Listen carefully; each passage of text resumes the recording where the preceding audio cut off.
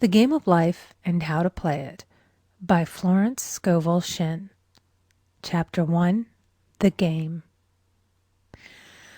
Most people consider life a battle, but it is not a battle, it is a game. It is a game, however, which cannot be played successfully without the knowledge of spiritual law. And the Old and the New Testaments give the rules of the game with wonderful clearness. Jesus Christ taught that it was a great game of giving and receiving. Whatsoever a man soweth, that shall he also reap. This means that whatever man sends out in word or deed will return to him. What he gives, he will receive. If he gives hate, he will receive hate. If he gives love, he will receive love. If he gives criticism, he will receive criticism. If he lies, he will be lied to. If he cheats, he will be cheated. We are taught also that the imaging faculty plays a leading part in the game of life. Keep thy heart, or imagination, with all diligence, for out of it are the issues of life. Proverbs 4:23. This means that what man images sooner or later externalizes in his affairs. I know of a man who feared a certain disease. It was a very rare disease and difficult to get, but he pictured it continually and read about it until it manifested in his body and he died, the victim of distorted imagination. So we see, to play successfully the game of life, we must train the imaging faculty. A person with an imaging faculty trained to image only good brings into his life every righteous desire of his heart. Health, wealth, love, friends, perfect self-expression, his highest ideals. The imagination has been called the scissors of the mind, and it is ever cutting, day by day, the pictures man sees there, and sooner or later he meets his own creations in his outer world. To train the imagination successfully, man must understand the workings of his mind. The Greeks said, "Know thyself." There are three departments of the mind: the subconscious, conscious, and superconscious. The subconscious is simply power without direction. It is like steam or electricity, and it does what it is directed to. It has no power of induction. Whatever man feels deeply or images clearly is impressed upon the subconscious mind and carried out in minutest detail. For example, a woman I know, when a child, always made believe she was a widow. She dressed up in black clothes and wore a long black veil, and people thought she was very clever and amusing. She grew up and married a man with whom she was deeply in love. In a short time he died, and she wore black and a sweeping veil for many years. The picture of herself as a widow was so impressed upon the subconscious mind, and in due time worked itself out regardless of the havoc created. The conscious mind has been called mortal or carnal mind. It is the human mind and sees life as it appears to be. It sees death, disaster, sickness, poverty, and limitation of every kind, and it impresses the subconscious. The superconscious mind is the God mind within each man and is the realm of perfect ideas. In it is the perfect pattern spoken of by Plato, the divine design, for there is a divine design for each person. There is a place that you are to fill and no one else can fill, something you are to do which no one else can do. There is a perfect picture of this in the superconscious mind. It usually flashes across the conscious as an unattainable ideal, something too good to be true. In reality, it is man's true destiny or destination flashed to him from the infinite intelligence which is within himself. Many people, however, are in ignorance of their true destinies and are striving for things and situations which do not belong to them and would only bring failure and dissatisfaction if attained. For example, a woman came to me and asked me to speak the word that she would marry a certain man with whom she was very much in love. She called him A.B. I replied that this would be a violation of spiritual law, but that I would speak the word for the right man, the divine selection, the man who belonged to her by divine right. I added, if A.B. is the right man, you can't lose him, and if he isn't, you will receive his equivalent. She saw A.B. frequently, but no headway was made in their friendship. One evening she called and said, "Do you know, for the last week, A.B. hasn't seemed so wonderful to me." I replied, "Maybe he is not the divine selection. Another man may be the right one." Soon after that, she met another man who fell in love with her at once and who said she was his ideal. In fact, he said all the things that she had always wished A.B. would say to her. She remarked, it was quite uncanny. She soon returned to his love and lost all interest in A.B. This shows the law of substitution. A right idea was substituted for a wrong one. Therefore, there was no loss or sacrifice involved. Jesus Christ said, "Seek ye first the kingdom of God and his righteousness, and all these things shall be added unto you." And he said the kingdom was within man. The kingdom is the realm of right ideas, or the divine pattern. Jesus Christ taught that man's words played a leading part in the game of life. By your words ye are justified, and by your words ye are condemned. Many people have brought disaster into their lives through idle words. For example, a woman once asked me why her life was now one of poverty, of limitation.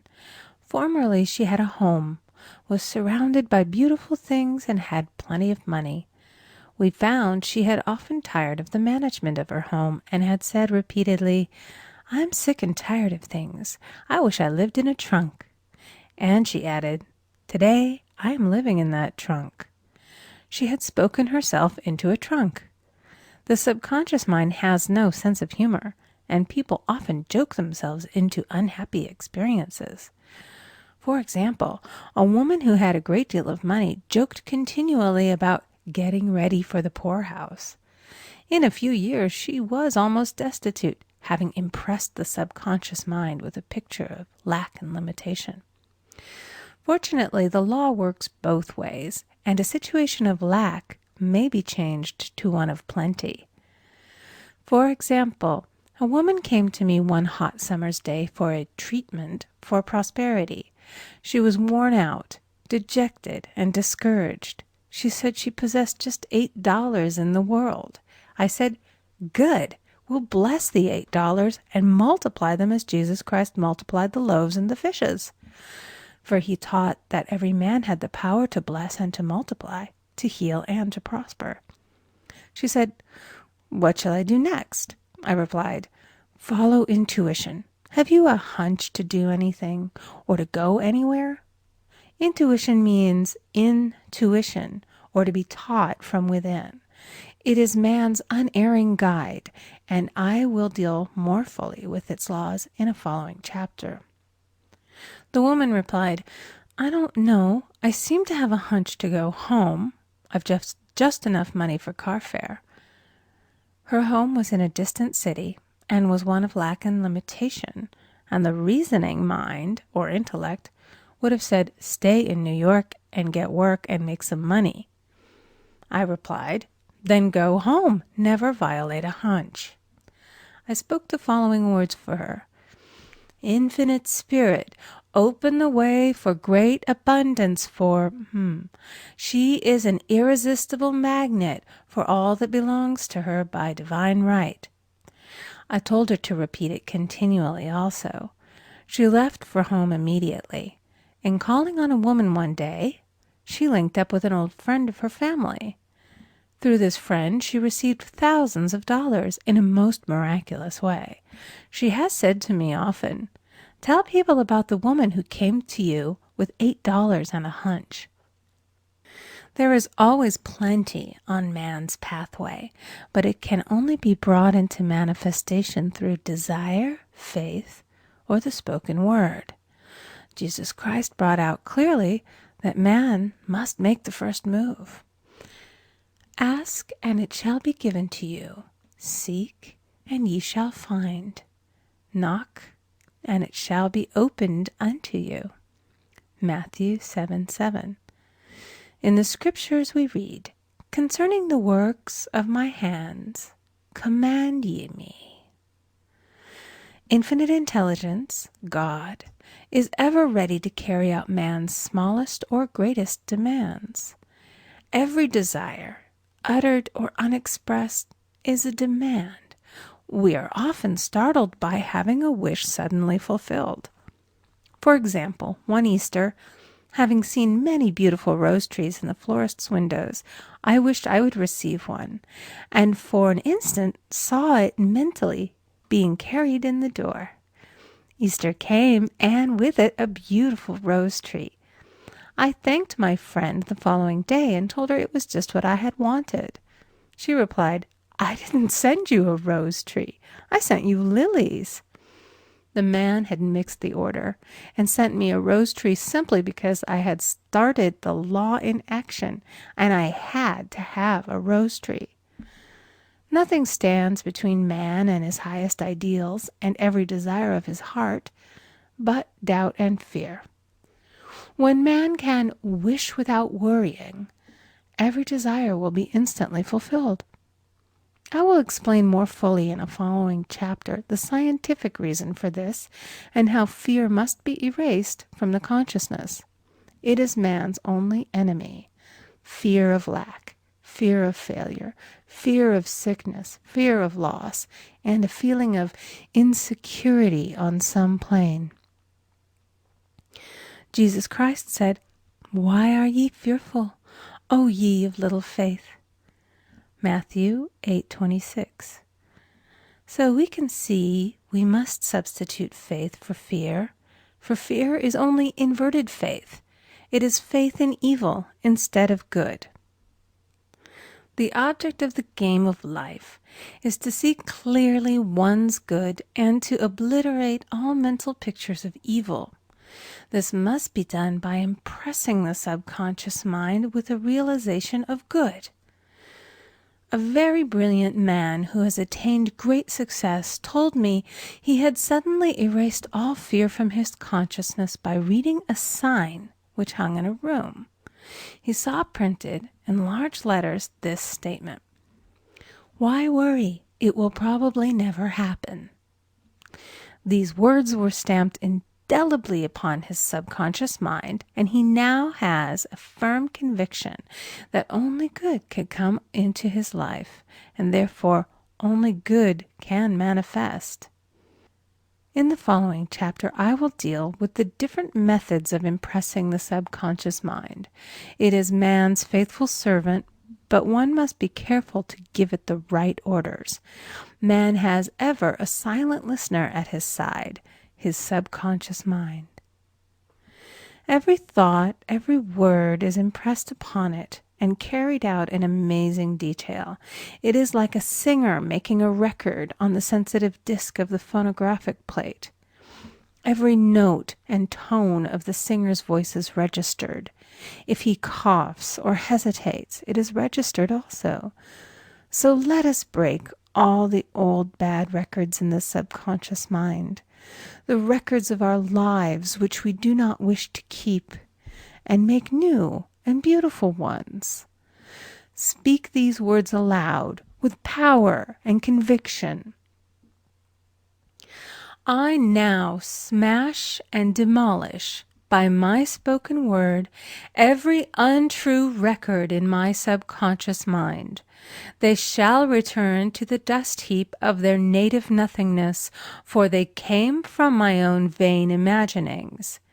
I now make my perfect records through the Christ within, the records of health, wealth, love, and perfect self-expression. This is the square of life, the game completed. In the following chapters, I will show how man can change his conditions by changing his words. Any man who does not know the power of the word is behind the times. Death and life are in the power of the tongue. Proverbs 18:21. End of Chapter 1. Recording by Amy Conger.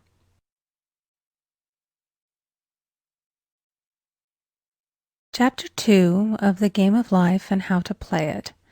The Law of Prosperity. Yea, the Almighty shall be thy defense, and thou shalt have plenty of silver. One of the greatest messages given to the race through the Scriptures is that God is man's supply, and that man can release, through his spoken word, all that belongs to him by divine right. He must, however, have perfect faith in his spoken word. Isaiah said, My word shall not return unto me void, but shall accomplish that whereunto it is sent. We know now that words and thoughts are a tremendous vibratory force, ever molding man's body and affairs. A woman came to me in great distress and said she was to be sued on the 15th of the month for $3,000. She knew no way of getting the money and was in despair. I told her that God was her supply and that there is a supply for every demand. So I spoke the word. I gave thanks that the woman would receive $3,000 at the right time in the right way. I told her she must have perfect faith and act her perfect faith. The 15th came, but no money had materialized. She called me on the phone and asked what she was to do. I replied, It is Saturday, so they won't sue you today. Your part is to act rich, thereby showing perfect faith that you will receive it by Monday. She asked me to lunch with her to keep her courage. When I joined her at a restaurant, I said, This is no time to economize. Order an expensive luncheon and act as if you have already received the $3,000. All things whatsoever ye ask in prayer, believing ye shall receive. You must act as if you had already received.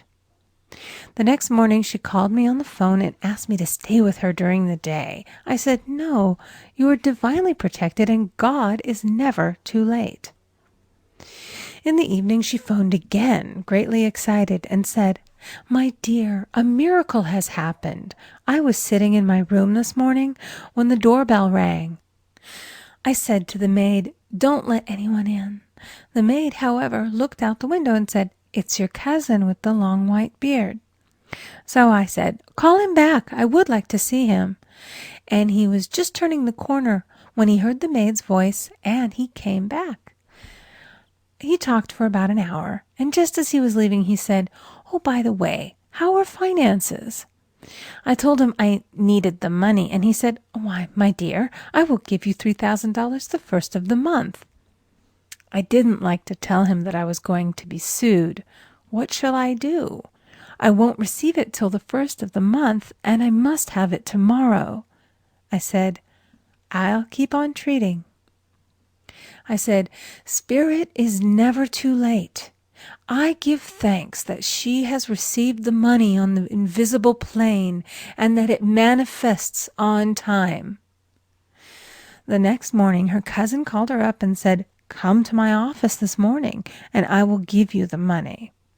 That afternoon, she had $3,000 to her credit in the bank and wrote checks as rapidly as her excitement would permit. If one asks for success and prepares for failure, he will get the situation he has prepared for. For example, a man came to me asking me to speak the word that a certain debt would be wiped out. I found he spent his time planning what he would say to the man when he did not pay his bill. therefore neutralizing my words. He should have seen himself paying the debt. We have a wonderful illustration of this in the Bible, relating to the 3 kings who were in the desert, without water for their men and horses. They consulted the prophet Elisha, who gave them this astonishing message. Thus saith the Lord, Ye shall not see wind, neither shall ye see rain, yet make this valley full of ditches. Man must prepare for the thing he has asked for when there isn't the slightest sign of it in sight.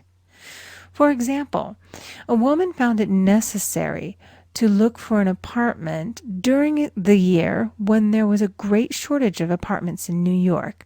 It was considered almost an impossibility, and her friends were sorry for her and said, "Isn't it too bad? You'll have to store your furniture and live in a hotel." She replied, "You needn't feel sorry for me. I'm a Superman, and I'll get an apartment." She spoke the words, "Infinite Spirit, open the way for the right apartment."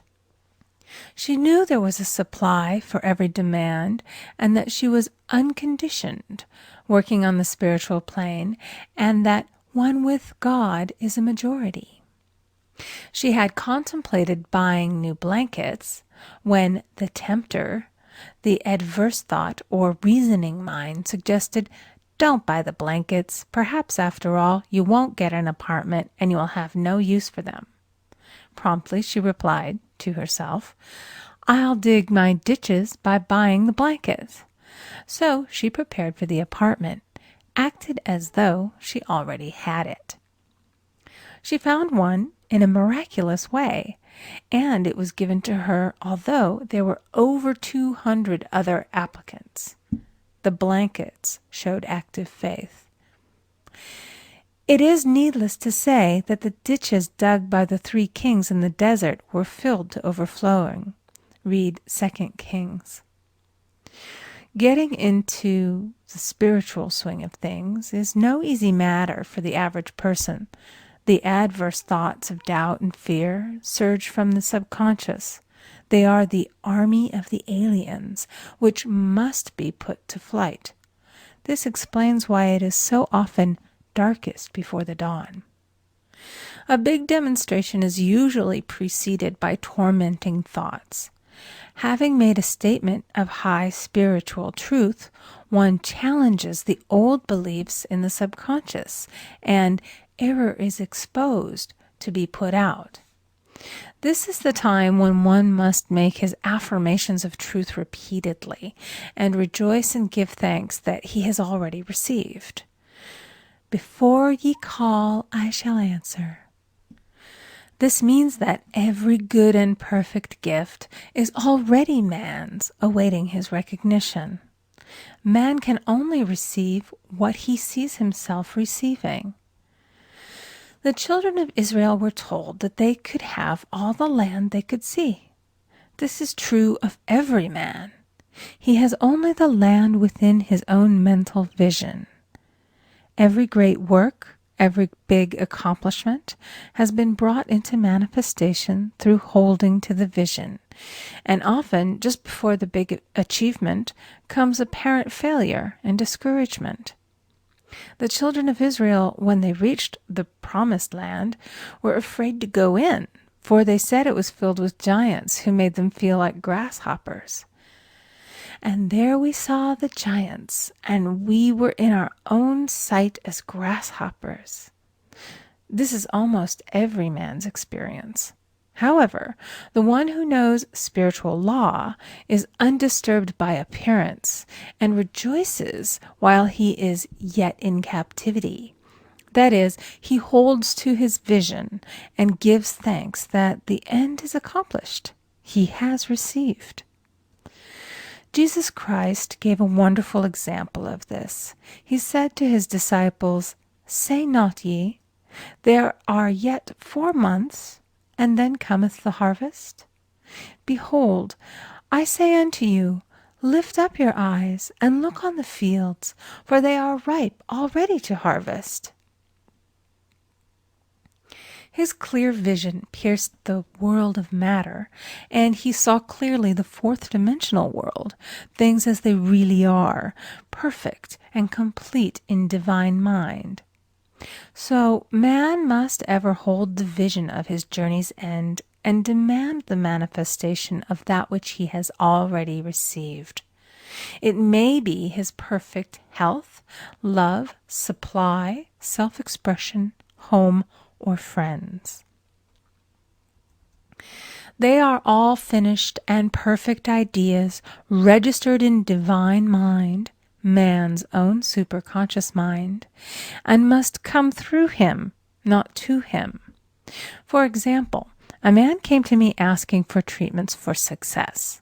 It was his imperative that he raise, within a certain time, $50,000 for his business. The time limit was almost up when he came to see me in despair. No one wanted to invest in his enterprise, and the bank had flatly refused a loan. I replied, "I suppose you lost your temper while at the bank, therefore your power. You can control any situation if you first control yourself." "Go back to the bank," I added, "and I will treat." My treatment was, "You are identified in love with the spirit of everyone connected with the bank. Let the divine idea come out of this situation." He replied, "Woman, you are talking about an impossibility. Tomorrow is Saturday. The bank closes at 12, and my train won't get me there until 10, and the time limit is up tomorrow, and anyway they won't do it. It's too late." I replied, "God doesn't need any time and is never too late. With him, all things are possible." I added, "I don't know anything about business, but I know all about God." He replied, "It all sounds fine when I sit here listening to you, but when I go out, it's terrible." He lived in a distant city, and I did not hear from him for a week. Then came a letter. It read, "You were right. I raised the money, and I will never again doubt the truth of all that you have told me." I saw him a few weeks later, and I said, "What happened? You evidently had plenty of time after all." He replied, "My train was late, and I got there just 15 minutes to 12. I walked into the bank quietly, and I said, 'I have come for the loan,' and they gave it to me without a question." It was the last 15 minutes of the time allotted to him, and Infinite Spirit was not too late. In this instance, the man could never have demonstrated alone. He needed someone to help him hold the vision. This is what one man can do for another. Jesus Christ knew the truth of this when he said, "If two of you shall agree on earth as touching anything that they shall ask, it shall be done for them of my Father which is in heaven." One gets too close to his own affairs and becomes doubtful and fearful. The friend or healer sees clearly the success, health, or prosperity and never wavers because he is not close to the situation. It is much easier to demonstrate for someone else than for oneself, so a person should not hesitate to ask for help if he feels himself wavering. A keen observer of life once said, "No man can fail if some one person sees him successful." Such is the power of the vision, and many a great man has owed his success to a wife or a sister or a friend who believed in him and held without wavering to the perfect pattern. End of Chapter 2. Recording by Amy Conger.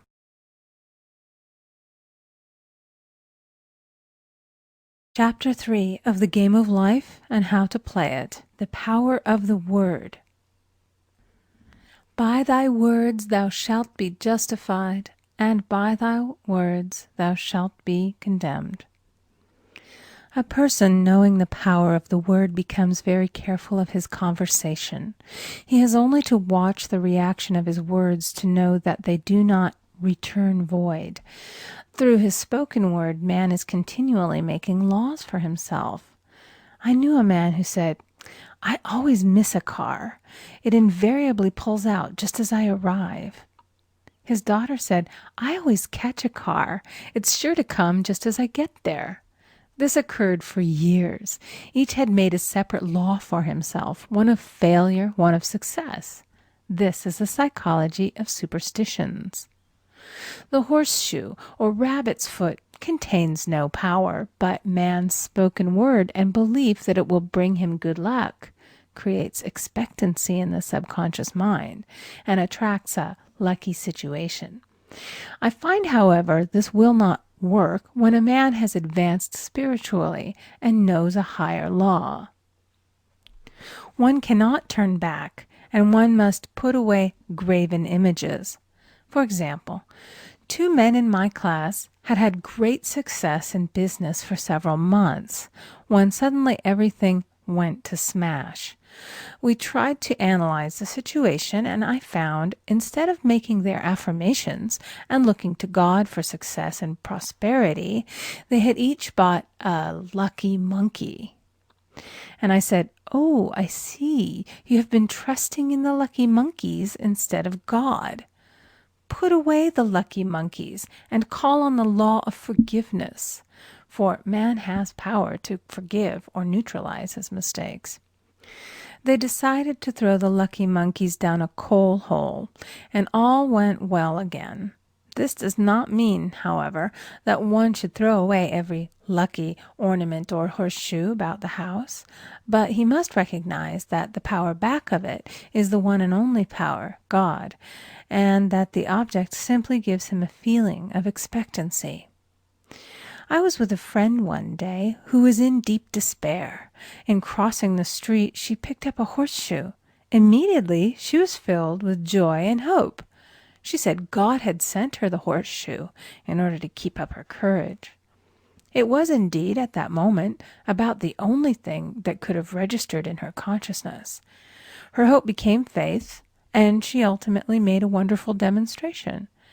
I wish to make the point clear that the men previously mentioned they were depending on the monkeys alone, while this woman recognized the power back of the horseshoe. I know in my own case it took a long while to get out of a belief that a certain thing brought disappointment. If the thing happened, disappointment invariably followed. I found the only way I could make a change in the subconscious was by asserting, there are not 2 powers, there is only one power, God. Therefore, there are no disappointments, and this means a happy surprise. I noticed a change at once, and happy surprises commenced coming my way. I have a friend who said nothing could induce her to walk under a ladder. I said, if you are afraid, you are giving into a belief in 2 powers, good and evil, instead of one. As God is absolute, there can be no opposing power unless man makes the false of evil for himself. To show you believe in only one power, God, and that there is no power or reality in evil, walk under the next ladder you see. Soon after, she went to her bank. She wished to open her box in the safety deposit vault, and there stood a ladder on her pathway. It was impossible to reach the box without passing under the ladder. She quailed with fear and turned back. She could not face the lion on her pathway. However, when she reached the street, my words rang in her ears, and she decided to turn and walk under it. It was a big moment in her life, for ladders had held her in bondage for years. She retraced her steps to the vault, and the ladder was no longer there. This so often happens. If one is willing to do a thing that he is afraid to do, he does not have to. It is the law of non-resistance, which is so little understood. Someone has said that courage contains genius and magic. Face a situation fearlessly, and there is no situation to face. It falls away of its own weight. The explanation is that fear attracted the ladder on the woman's pathway, and fearlessness removed it. Thus, the invisible forces are ever working for the man who is always pulling the strings himself. though he does not know it. Owing to the vibratory power of words, whatever man voices, he begins to attract. People who continually speak of disease invariably attract it. After man knows the truth, he cannot be too careful of his words. For example, I have a friend who often says on the phone, "Do come to see me and have a fine old-fashioned chat." This old-fashioned chat means an hour of about 500 to 1,000 destructive words, the principal topics being loss, lack, failure, and sickness. I reply, "No, thank you. I've had enough old-fashioned chats in my life. They are too expensive, but I will be glad to have a new-fashioned chat and talk about what we want, not what we don't want." There is an old saying that man only dares to use his words for three purposes: to heal, bless, or prosper. What man says of others will be said of him, and what he wishes for another he is wishing for himself. Curses like chickens come home to roost. If a man wishes someone bad luck, he is sure to attract bad luck himself. If he wishes to aid someone to success, he is wishing and aiding himself to success. The body may be renewed and transformed through the spoken word and clear vision, and disease be completely wiped out of the consciousness. The metaphysician knows that all disease has a mental correspondence, and in order to heal the body, one must first heal the soul. The soul is the subconscious mind, and it must be saved from wrong thinking. In the 23rd Psalm we read, "He restoreth my soul." This means that the subconscious mind or soul must be restored with the right ideas, and the mystical marriage is the marriage of the soul and the spirit, or the subconscious and superconscious mind. They must be one. When the subconscious is flooded with the perfect ideas of the superconscious, God and man are one. I and the Father are one. That is, he is one with the realm of perfect ideas. He is the man made in God's likeness and image, imagination, and is given power and dominion over all created things, his mind, body, and affairs. It is safe to say that all sickness and unhappiness come from the violation of the law of love. A new commandment I give unto you, love one another. And in the game of life, love or goodwill takes every trick. For example, a woman I know had for years an appearance of a terrible skin disease. The doctors told her it was incurable and she was in despair. She was on the stage and she feared she would soon have to give up her profession, and she had no other means of support. She, however, procured a good engagement and on the opening night made a great hit. She received flattering notices from the critics and was joyful and elated. The next day she received a notice of dismissal. A man in the cast had been jealous of her success and had caused her to be sent away. She felt hatred and resentment taking complete possession of her, and she cried out, "Oh God, don't let me hate that man." That night she worked for hours in the silence. She said, "I soon came into a very deep silence. I seemed to be at peace with myself, with the man, and with the whole world. I continued this for 2 following nights, and on the 3rd day, I found I was healed completely of the skin disease." In asking for love or goodwill, she had fulfilled the law, for love is the fulfilling of the law, and the disease, which came from the subconscious resentment, was wiped out. Continual criticism produces rheumatism, as critical, inharmonious thoughts cause unnatural deposits in the blood which settle in the joints. False growths are caused by jealousy, hatred, unforgiveness, fear, etc. Every disease is caused by a mind not at ease.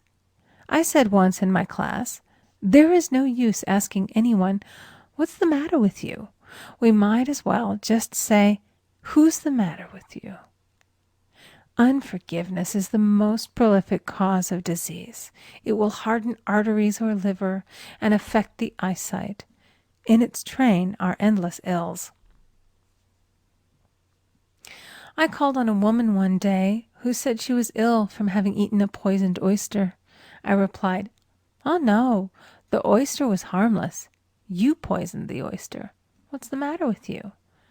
She answered, "Oh, about 19 people."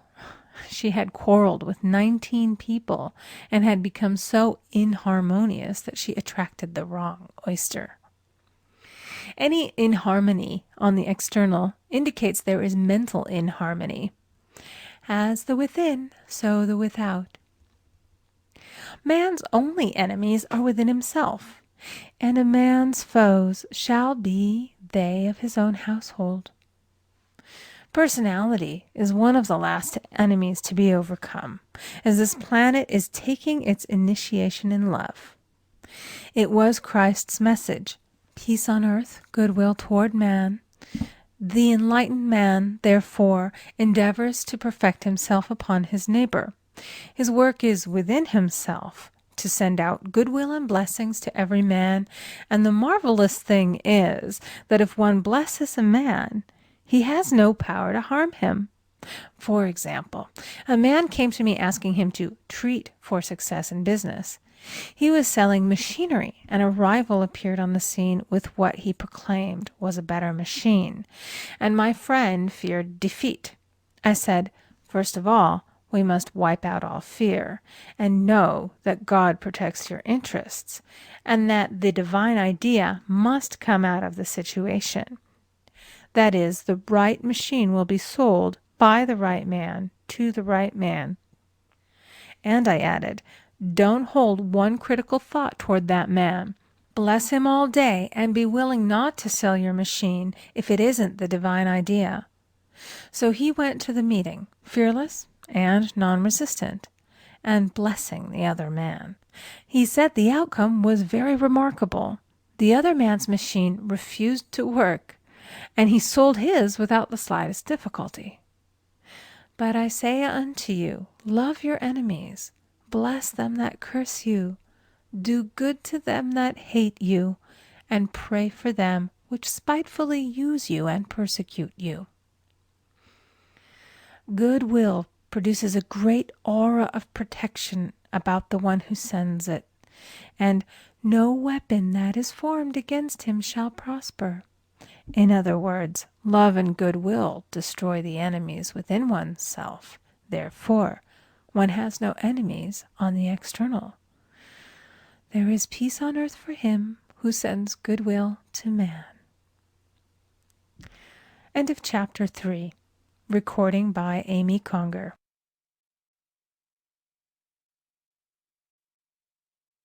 Chapter 4 of The Game of Life and How to Play It. The Law of Non-Resistance. Resist not evil. Be not overcome of evil, but overcome evil with good. Nothing on earth can resist an absolutely non-resistant person. The Chinese say that water is the most powerful element because it is perfectly non-resistant. It can wear away a rock and sleep away all before it. Jesus Christ said, "Resist not evil," for he knew in reality there is no evil, therefore nothing to resist. Evil has come of man's vain imagination, or a belief in two powers, good and evil. There is an old legend that Adam and Eve ate of Maya, the tree of illusion, and saw two powers instead of one power, God. Therefore, evil is a false law man has made for himself through psychoma or soul sleep. Soul sleep means that man's soul has been hypnotized by the race belief of sin, sickness, and death, etc., which is carnal or mortal thought, and his affairs have outpictured his illusions. We have read in a preceding chapter that man's soul is his subconscious mind, and whatever he feels deeply, good or bad, is outpictured by that faithful servant. His body and affairs show forth what he has been picturing. The sick man has pictured sickness, the poor man poverty, the rich man wealth. Young people often say, "Why does a little child attract illness when it is too young to even know what it means?"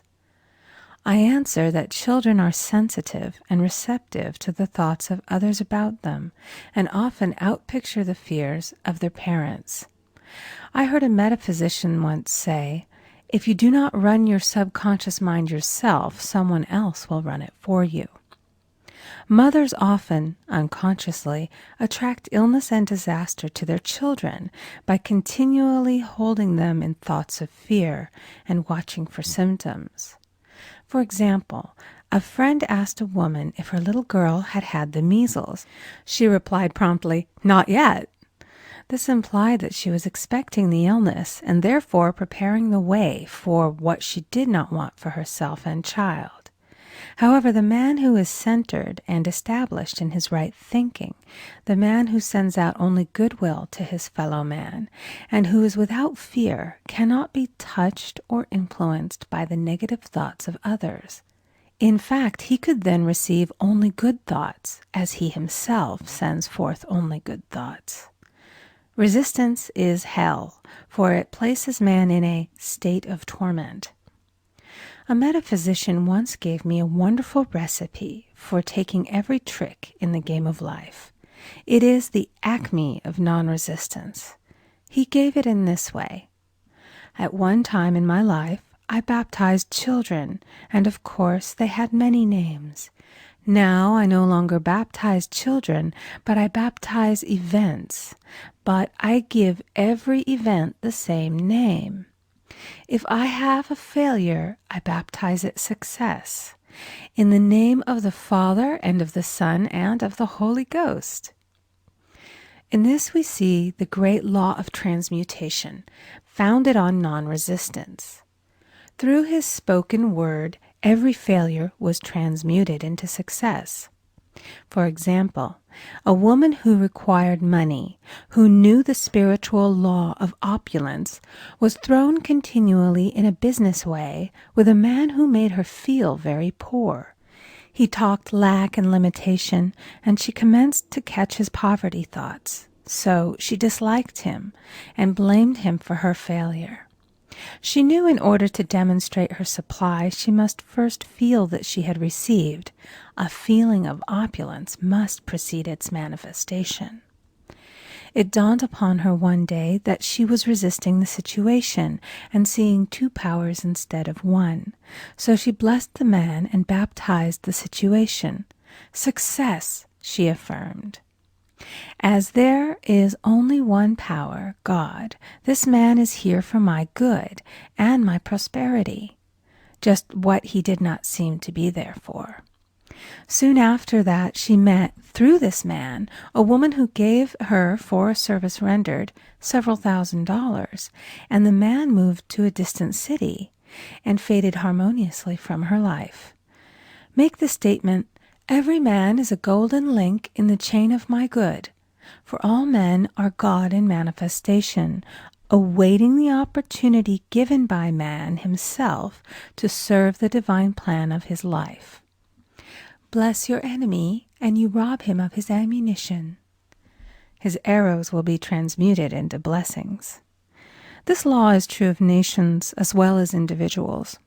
Bless a nation, send love and goodwill to every inhabitant, and it is robbed of its power to harm. Man can only get the right idea of non-resistance through spiritual understanding. My students have often said, "I don't want to be a doormat." I reply, when you use non-resistance with wisdom, no one will ever be able to walk over you. Another example. One day I was impatiently awaiting an important telephone call. I resisted every call that came in and made no outgoing calls myself, reasoning that it might interfere with the one I was awaiting. Instead of saying, Divine ideas never conflict. The call will come at the right time. Leaving it to infinite intelligence to arrange, I commenced to manage things myself. I made the battle mine, not God's, and remained tense and anxious. The bell did not ring for about an hour, and I glanced at the phone and found the receiver had been off that length of time, and the phone was disconnected. My anxiety, fear, and belief in interference had brought on a total eclipse of the telephone. Realizing what I had done, I commenced blessing the situation at once. I baptized it success and affirmed, I cannot lose any call that belongs to me by divine right. I am under grace and not under law. A friend rushed out to the nearest telephone to notify the company to reconnect. She entered a crowded grocery, but the proprietor left his customers and attended to the call himself. My phone was connected at once, and 2 minutes later I received a very important call, and about an hour afterward, the one I had been awaiting. One's ships come in over a calm sea. So long as man resists a situation, he will have it with him. If he runs away from it, it will run after him. For example, I repeated this to a woman one day, and she replied, "How true that is! I was unhappy at home. I disliked my mother, who was critical and domineering, so I ran away and was married. But I married my mother, for my husband was exactly like my mother, and I had the same situation to face again." Agree with thine adversary quickly. That means agree that the adverse situation is good. Be undisturbed by it, and it falls away of its own weight. None of these things move me is a wonderful affirmation. The inharmonious situation comes from some inharmony within man himself. When there is in him no emotional response to an inharmonious situation, it fades away forever from his pathway. So we see man's work is ever with himself. People have said to me, "Give treatments to change my husband or my brother." I reply, "No, I will give treatments to change you. When you change, your husband and your brother will change." One of my students was in the habit of lying. I told her it was a failure method, and if she lied, she would be lied to. She replied, "I don't care. I can't possibly get along without lying." One day she was speaking on the phone to a man with whom she was very much in love. She turned to me and said, "I don't trust him. I know he's lying to me." I replied, "Well, you lie yourself, so someone has to lie to you, and you will be sure it will be just the person you want the truth of." Some time after that I saw her, and she said, "I'm cured of lying." I questioned, "What cured you?" She replied, "I've been living with a woman who lied worse than I did." One is often cured of his faults by seeing them in others. Life is a mirror, and we find only ourselves reflected in our associates. Living in the past is a failure method and a violation of spiritual law.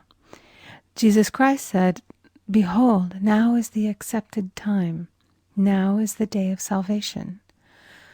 Lot's wife looked back and was turned into a pillar of salt. The robbers of time are the past and the future. Man should bless the past and forget it, if it keeps him in bondage, and bless the future, knowing it has in store for him endless joys. But live fully in the now. For example, a woman came to me complaining that she had no money with which to buy Christmas gifts. She said, "Last year was so different. I had plenty of money and gave lovely presents, and this year I scarcely have a cent." I replied, "You will never demonstrate money while you are pathetic and live in the past. Live fully in the now and get ready to give Christmas presents. Dig your ditches and the money will come." She exclaimed, "I know what to do. I'll buy some tinsel, twine, Christmas seals, and wrapping paper." I replied, "Do that, and the presents will come and stick themselves to the Christmas seals."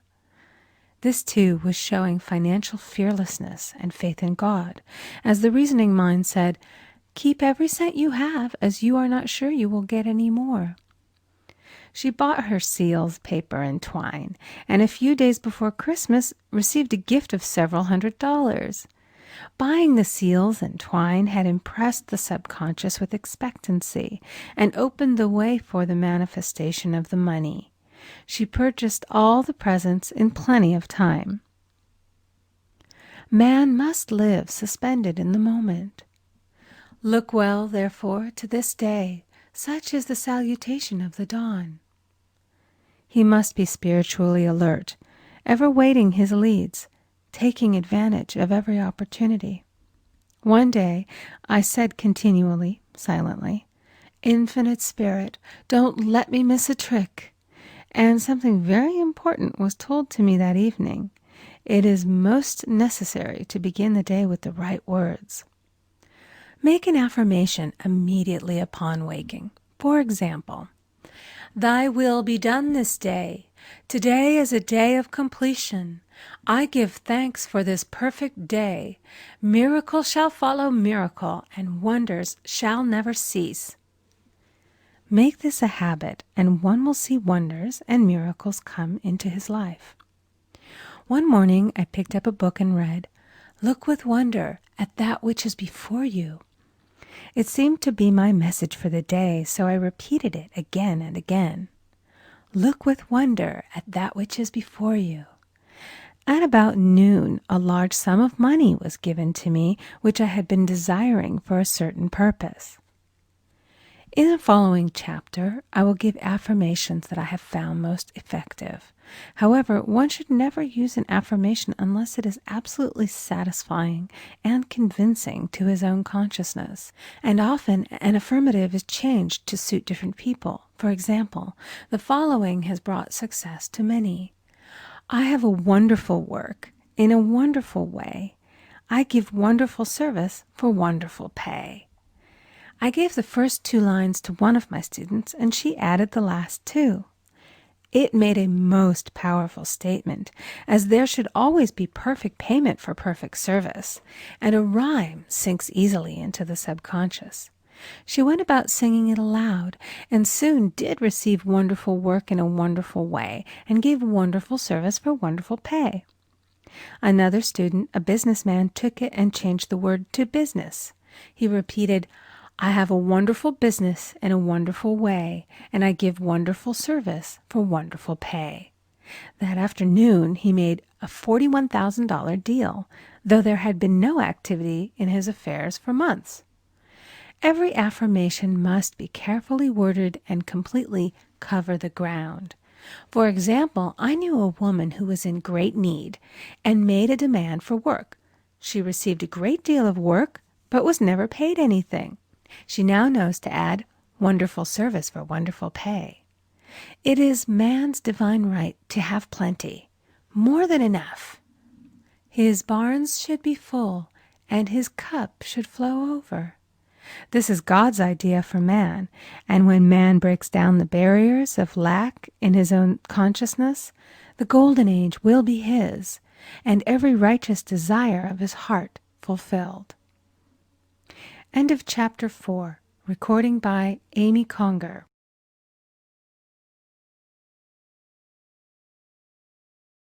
Chapter 5 of The Game of Life and How to Play It. The Law of Karma and the Law of Forgiveness. Man receives only that which he gives. The game of life is a game of boomerangs. Man's thoughts, deeds, and words return to him sooner or later with astounding accuracy. This is the law of karma, which is Sanskrit for comeback. Whatsoever a man soweth, that shall he also reap. For example, a friend told me this story of herself, illustrating the law. She said, "I make all my karma on my aunt. Whatever I say to her, someone says to me. I am often irritable at home, when one day said to my aunt, who was talking to me during dinner, 'No more talk, I wish to eat in peace.' The following day I was lunching with a woman with whom I wished to make a great impression. I was talking animatedly when she said, "No more talk. I wish to eat in peace." My friend is high in consciousness, so her karma returns much more quickly than to one on the mental plane. The more man knows, the more he is responsible for, and a person with a knowledge of spiritual law, which he does not practice, suffers greatly in consequence. The fear of the Lord, law, is the beginning of wisdom. If we read the word Lord, law, it will make many passages in the Bible much clearer. "Vengeance is mine, I will repay, saith the Lord," law. It is the law which takes vengeance, not God. God sees man perfect, created in his own image, imagination, and given power and dominion. This is the perfect idea of man, registered in divine mind, awaiting man's recognition. For man can only be what he sees himself to be, and only attain what he sees himself attaining. "Nothing ever happens without an onlooker," is an ancient saying. Man first sees his failure or success, his joy or sorrow, before it swings into visibility from the scenes set in his own imagination. We have observed this in the mother picturing disease for her child, or a woman seeing success for her husband. Jesus Christ said, "And ye shall know the truth, and the truth shall make you free." So we see freedom from all unhappy conditions comes through knowledge, a knowledge of spiritual law. Obedience precedes authority, and the law obeys man when he obeys the law. The law of electricity must be obeyed before it becomes man's servant.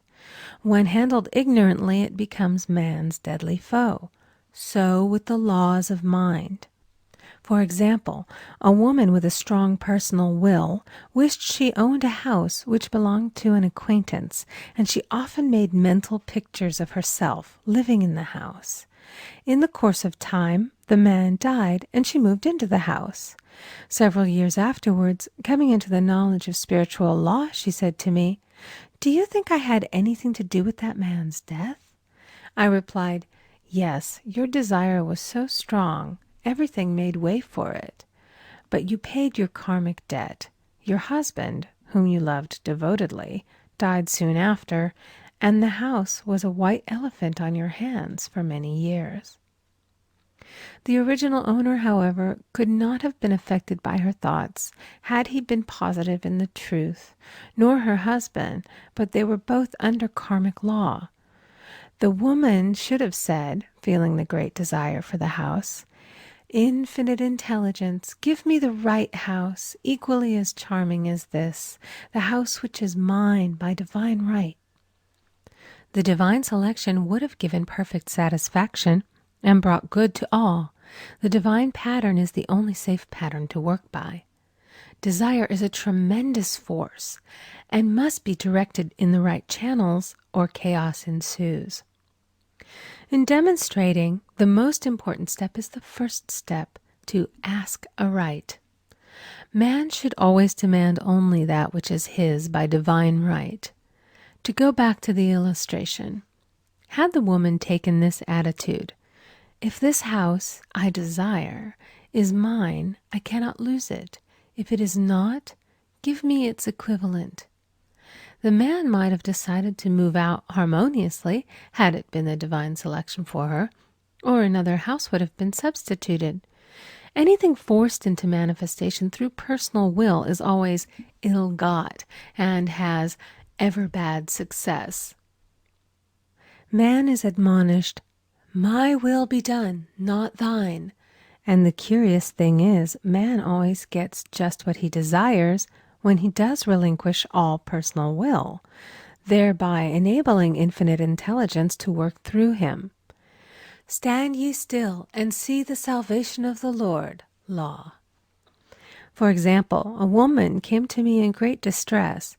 Her daughter had determined to take a very hazardous trip, and the mother was filled with fear. She said she had used every argument, had pointed out the dangers to be encountered, had forbidden her to go, but the daughter became more and more rebellious and determined. I said to the mother, "You are forcing your personal will upon your daughter, which you have no right to do, and your fear of the trip is only attracting it, for man attracts what he fears." I added, "Let go and take your mental hands off. Put it in God's hands and use this statement: I put this situation in the hands of infinite love and wisdom. If this trip is the divine plan, I bless it and no longer resist. But if it is not divinely planned, I give thanks that it is now dissolved and dissipated." A day or two after that, her daughter said to her, "Mother, I have given up the trip," and the situation returned to its native nothingness. It is learning to stand still which seems so difficult for man. I will deal more fully with this law in the chapter on non-resistance.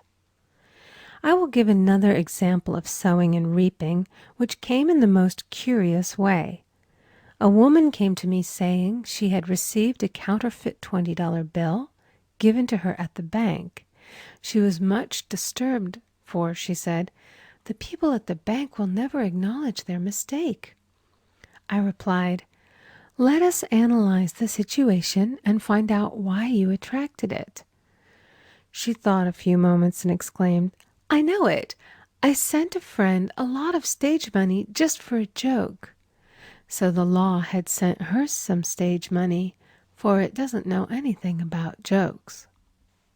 I said, "Now we will call on the law of forgiveness and neutralize the situation." Christianity is founded upon the law of forgiveness. Christ has redeemed us from the curse of the karmic law, and the Christ within each man is his redeemer and salvation from all inharmonious conditions. So I said, "Infinite Spirit, we call on the law of forgiveness and give thanks that she is under grace and not under law, and cannot lose this $20, which is hers by divine right." Now, I said, go back to the bank and tell them, fearlessly, that it was given you there by mistake. She obeyed, and, to her surprise, they apologized and gave her another bill, treating her most courteously.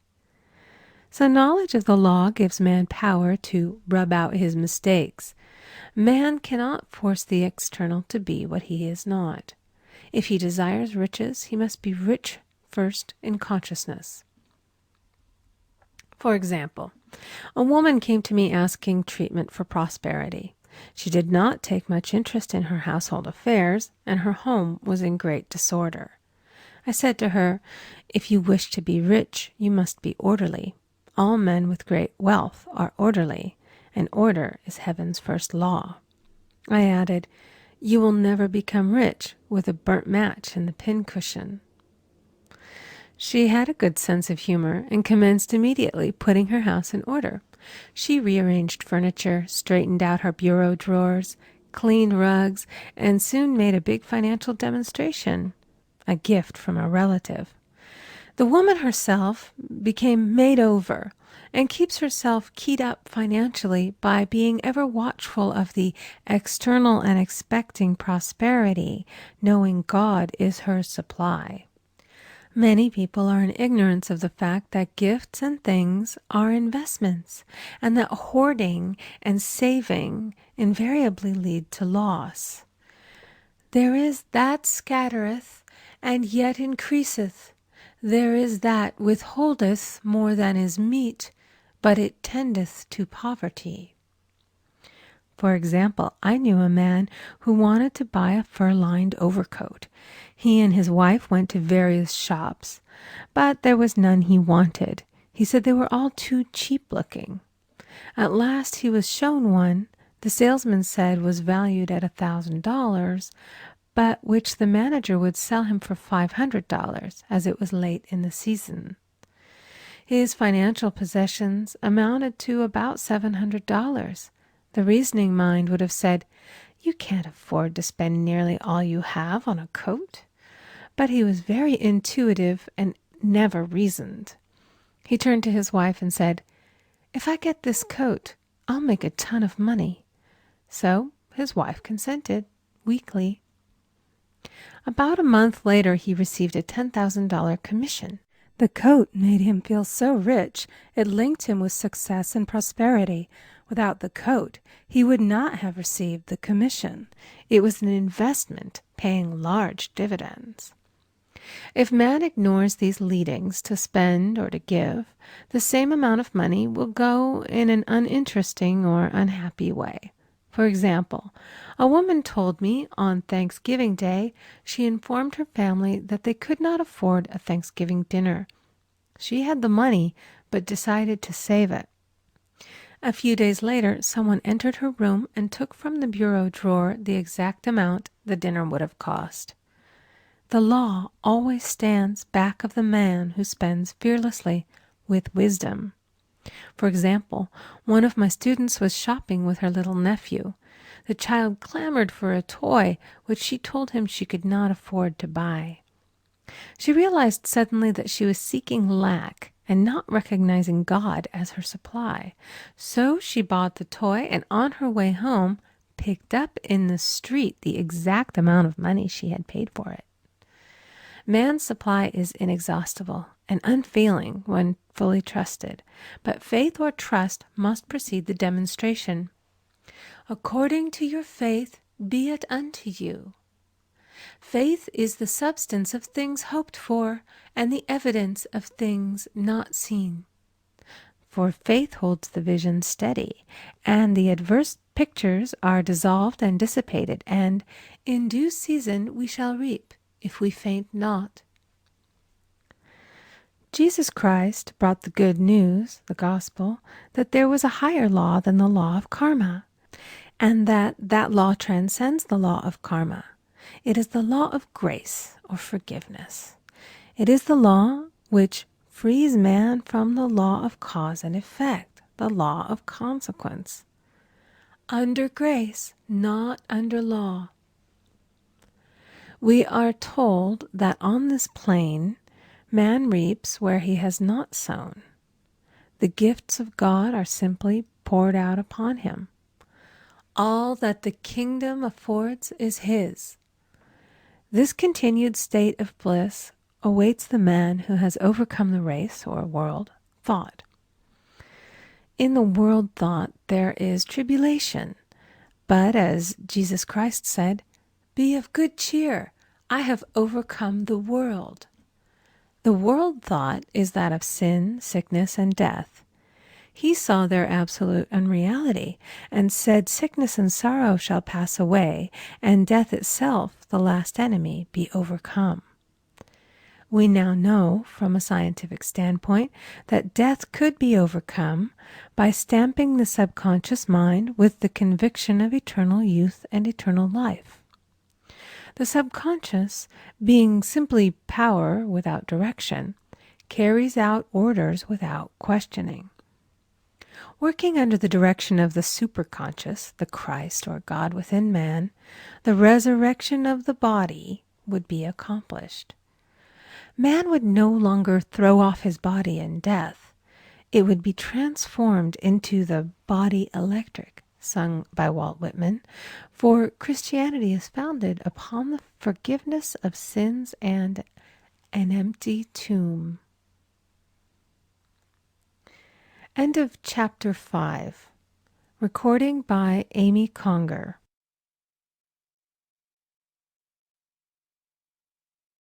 Chapter 6 of The Game of Life and How to Play It. Casting the Burden. Impressing the Subconscious. When man knows his own powers and the workings of his mind, his great desire is to find an easy and quick way to impress the subconscious with good, for simply an intellectual knowledge of the truth will not bring results. In my own case, I found the easiest way is in casting the burden. A metaphysician once explained it in this manner. He said, "The only thing which gives anything weight in nature is the law of gravitation, And if a boulder could be taken high above the planet, there would be no weight in that boulder. And that is what Jesus Christ meant when he said, "My yoke is easy and my burden is light." He had overcome the world vibration and functioned in the fourth dimensional realm, where there is only perfection, completion, life, and joy. He said, "Come to me, all ye that labor and are heavy laden, and I will give you rest. Take my yoke upon you, for my yoke is easy and my burden is light." We are also told in the 55th Psalm to cast thy burden upon the Lord. Many passages in the Bible state that the battle is God's, not man's, and that man is always to stand still and see the salvation of the Lord. This indicates that the superconscious mind, or Christ within, is the department which fights man's battle and relieves him of his burdens. We see, therefore, that man violates law if he carries a burden, and a burden is an adverse thought or condition, and this thought or condition has its root in the subconscious. It seems almost impossible to make any headway directing the subconscious from the conscious or reasoning mind, as the reasoning mind, the intellect, is limited in its conceptions and filled with doubts and fears. How scientific is it, then, to cast the burden upon the superconscious mind, or Christ within, where it is made light or dissolved into its native nothingness? For example, a woman in urgent need of money may light upon the Christ within, the superconscious, with the statement, "I cast this burden of lack on the Christ within, and I go free to have plenty." The belief in lack was her burden, and as she cast it upon the superconscious with its belief of plenty, an avalanche of supply was the result. We read, "The Christ in you, the hope of glory." Another example. One of my students had been given a new piano, and there was no room in her studio for it until she had moved out the old one. She was in a state of perplexity. She wanted to keep the old piano, but knew of no place to send it. She became desperate, as the new piano was to be sent immediately. In fact, was on its way, with no place to put it. She said it came to her to repeat, "I cast this burden on the Christ within, and I go free." A few minutes later, her phone rang, and a woman friend asked if she might rent her old piano, and it was moved out a few minutes before the new one arrived. I knew a woman whose burden was resentment. She said, "I cast this burden of resentment on the Christ within, and I go free to be loving, harmonious, and happy." The almighty superconscious flooded the subconscious with love, and her whole life was changed. For years, resentment had held her in a state of torment and imprisoned her soul, the subconscious mind. The statement should be made over and over and over, sometimes for hours at a time, silently or audibly, with quietness but determination. I have often compared it to winding up a Victrola. We must wind ourselves up with spoken words. I have noticed in casting the burden, after a little while, one seems to see clearly. It is impossible to have clear vision while in the throes of carnal mind. Doubts and fear poison the mind and body, and imagination runs riot, attracting disaster and disease. In steadily repeating the affirmation, "I cast this burden on the Christ within and go free," the vision clears, and with it a feeling of relief, and sooner or later comes the manifestation of good, be it health, happiness, or supply. One of my students once asked me to explain the darkness before the dawn. I referred in a preceding chapter to the fact that often, before the big demonstration, everything seems to go wrong, and deep depression clouds the consciousness. It means that out of the subconscious are rising the doubts and fears of the ages. These old derelicts of the subconscious rise to the surface to be put out. It is then that man should clap his cymbals like Jehoshaphat and give thanks that he is saved, even though he seems surrounded by the enemy, the situation of lack or disease. The student continued, "How long must one remain in the dark?" And I replied, "Until one can see in the dark. And casting the burden enables one to see in the dark." In order to impress the subconscious, active faith is always essential. Faith without works is dead. In these chapters, I have endeavored to bring out this point. Jesus Christ showed active faith when he commanded the multitude to sit down on the ground before he gave thanks for the loaves and the fishes. I will give another example showing how necessary this step is. In fact, active faith is the bridge over which man passes to his promised land. Through misunderstanding, a woman had been separated from her husband, whom she loved deeply. He refused all offers of reconciliation and would not communicate with her in any way. Coming into the knowledge of spiritual law, she denied the appearance of separation. She made this statement: "There is no separation in divine mind. Therefore, I cannot be separated from the love and companionship which are mine by divine right." She showed active faith by arranging a place for him at the table every day, thereby impressing the subconscious with a picture of his return. Over a year passed, but she never wavered, and one day he walked in. The subconscious is often impressed through music. Music has a fourth-dimensional quality and releases the soul from imprisonment. It makes wonderful things seem possible and easy of accomplishment. I have a friend who uses her Victrola daily for this purpose. It puts her in perfect harmony and releases the imagination. Another woman often dances while making her affirmations. The rhythm and harmony of music and motion carry her words forth with tremendous power. The student must remember also not to despise the day of small things. Invariably, before a demonstration come signs of land. Before Columbus reached America, he saw birds and twigs, which showed him land was near.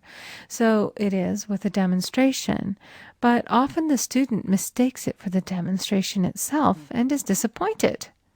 For example, a woman had spoken the word for a set of dishes. Not long afterwards, a friend gave her a dish which was old and cracked. She came to me and said, "Well, I asked for a set of dishes, and all I got was a cracked plate." I replied, "The plate was only signs of land. It shows your dishes are coming. Look upon it as birds and seaweed." And not long afterwards, the dishes came. Continually making believe impresses the subconscious. If one makes believe he is rich and makes believe he is successful, in due time he will reap. Children are always making believe, and "Except ye be converted and become as little children, ye shall not enter the kingdom of heaven." For example, I know of a woman who was very poor, but no one could make her feel poor. She earned a small amount of money from rich friends who constantly reminded her of her poverty and to be careful and saving. Regardless of their admonitions, she would spend all her earnings on a hat or make someone a gift and be in a rapturous state of mind. Her thoughts were always centered on beautiful clothes and rings and things, but without envying others. She lived in the world of the wondrous, and only riches seemed real to her. Before long, she married a rich man, and the rings and things became visible. I do not know whether the man was the divine selection, but opulence had to manifest in her life, as she had imaged only opulence. There is no peace or happiness for man until he has erased all fear from the subconscious. Fear is misdirected energy and must be redirected or transmuted into faith. Jesus Christ said, "Why are ye fearful, O ye of little faith? All things are possible to him that believeth." I am asked so often by my students, "How can I get rid of fear?" I replied, by walking up to the thing you are afraid of. The lion takes its fierceness from your fear. Walk up to the lion, and he will disappear. Run away, and he runs after you. I have shown in previous chapters how the lion of lack disappeared when the individual spent money fearlessly, showing faith that God was his supply and therefore unfailing. Many of my students have come out of the bondage of poverty and are now bountifully supplied through losing all fear of letting money go out. The subconscious is impressed with the truth that God is the giver and the gift. Therefore, as one is one with the giver, he is one with the gift. A splendid statement is, "I now thank God the giver for God the gift." Man has so long separated himself from his good and his supply, through thoughts of separation and lack, that sometimes it takes dynamite to dislodge these false ideas from the subconscious, and the dynamite is a big situation. We see in the foregoing illustration how the individual was freed from his bondage by showing fearlessness. Man should watch himself hourly to detect if his motive for action is fear or faith. "Choose ye this day whom we shall serve," fear or faith. Perhaps one's fear is of personality. Then do not avoid the people feared. Be willing to meet them cheerfully, and they will either prove golden links in the chain of one's good, or disappear harmoniously from one's pathway. Perhaps one's fear is of disease or germs. Then one should be fearless and undisturbed in a germ-laden situation, and he would be immune. One can only contract germs while vibrating at the same rate as the germ, and fear drags men down to the level of the germ. Of course, the disease-laden germ is the product of carnal mind, as all thought must objectify. Germs do not exist in the superconscious or divine mind, therefore are the products of man's vain imagination. In the twinkling of an eye, man's release will come when he realizes there is no power in evil. The material world will fade away, and the fourth dimensional world, the world of the wondrous, will swing into manifestation. "And I saw a new heaven and a new earth, and there shall be no more death, neither sorrow nor crying, neither shall there be any more pain, for the former things are passed away." End of chapter 6. Recording by Amy Conger.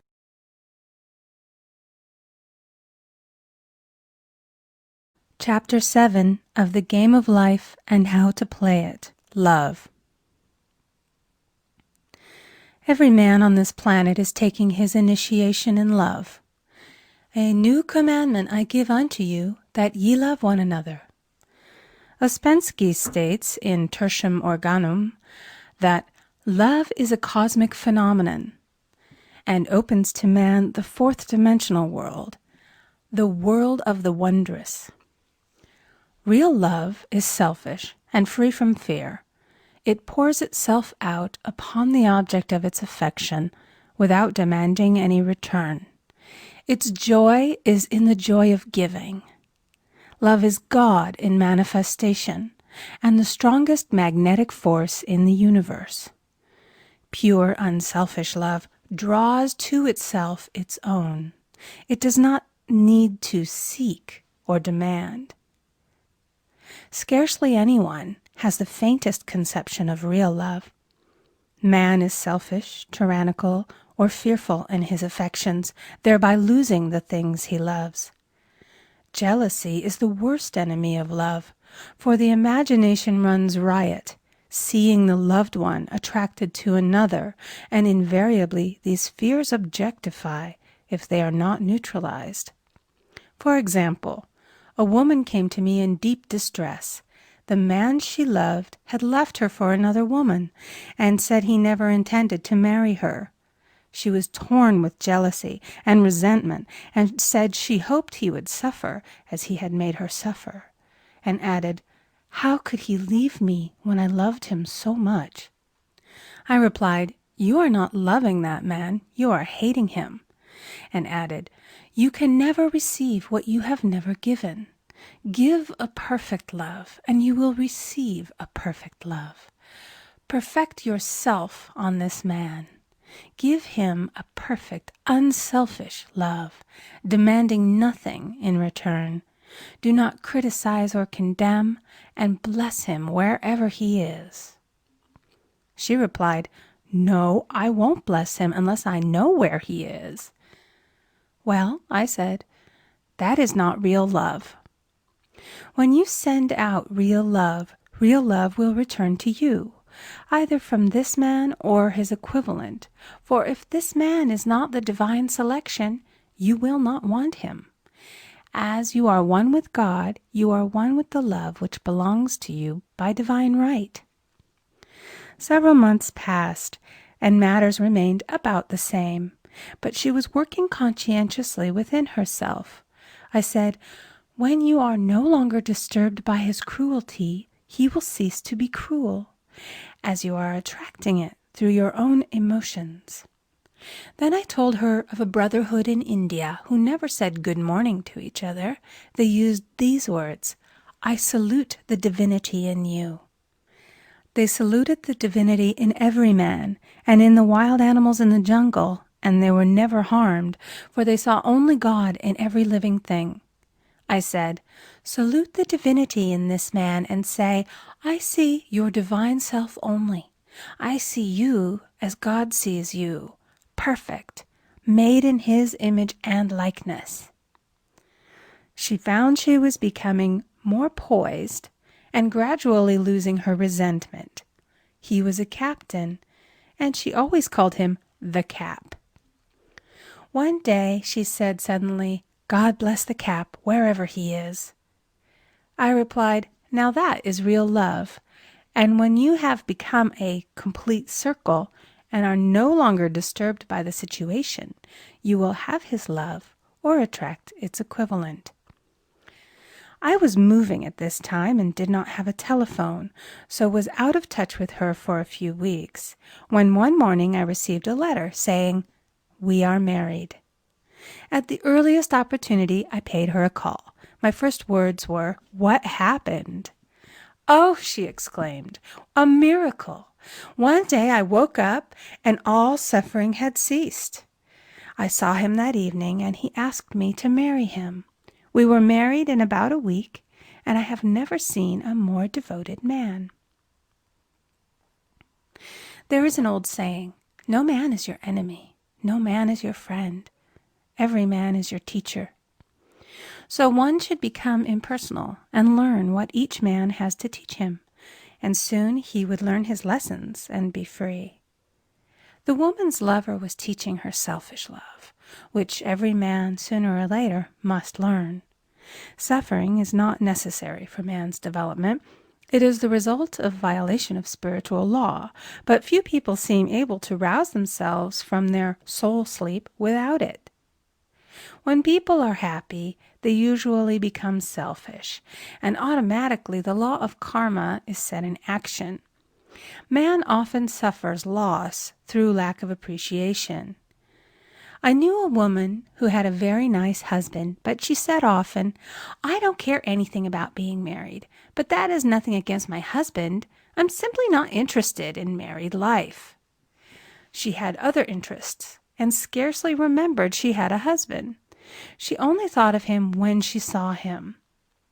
One day her husband told her he was in love with another woman, and left.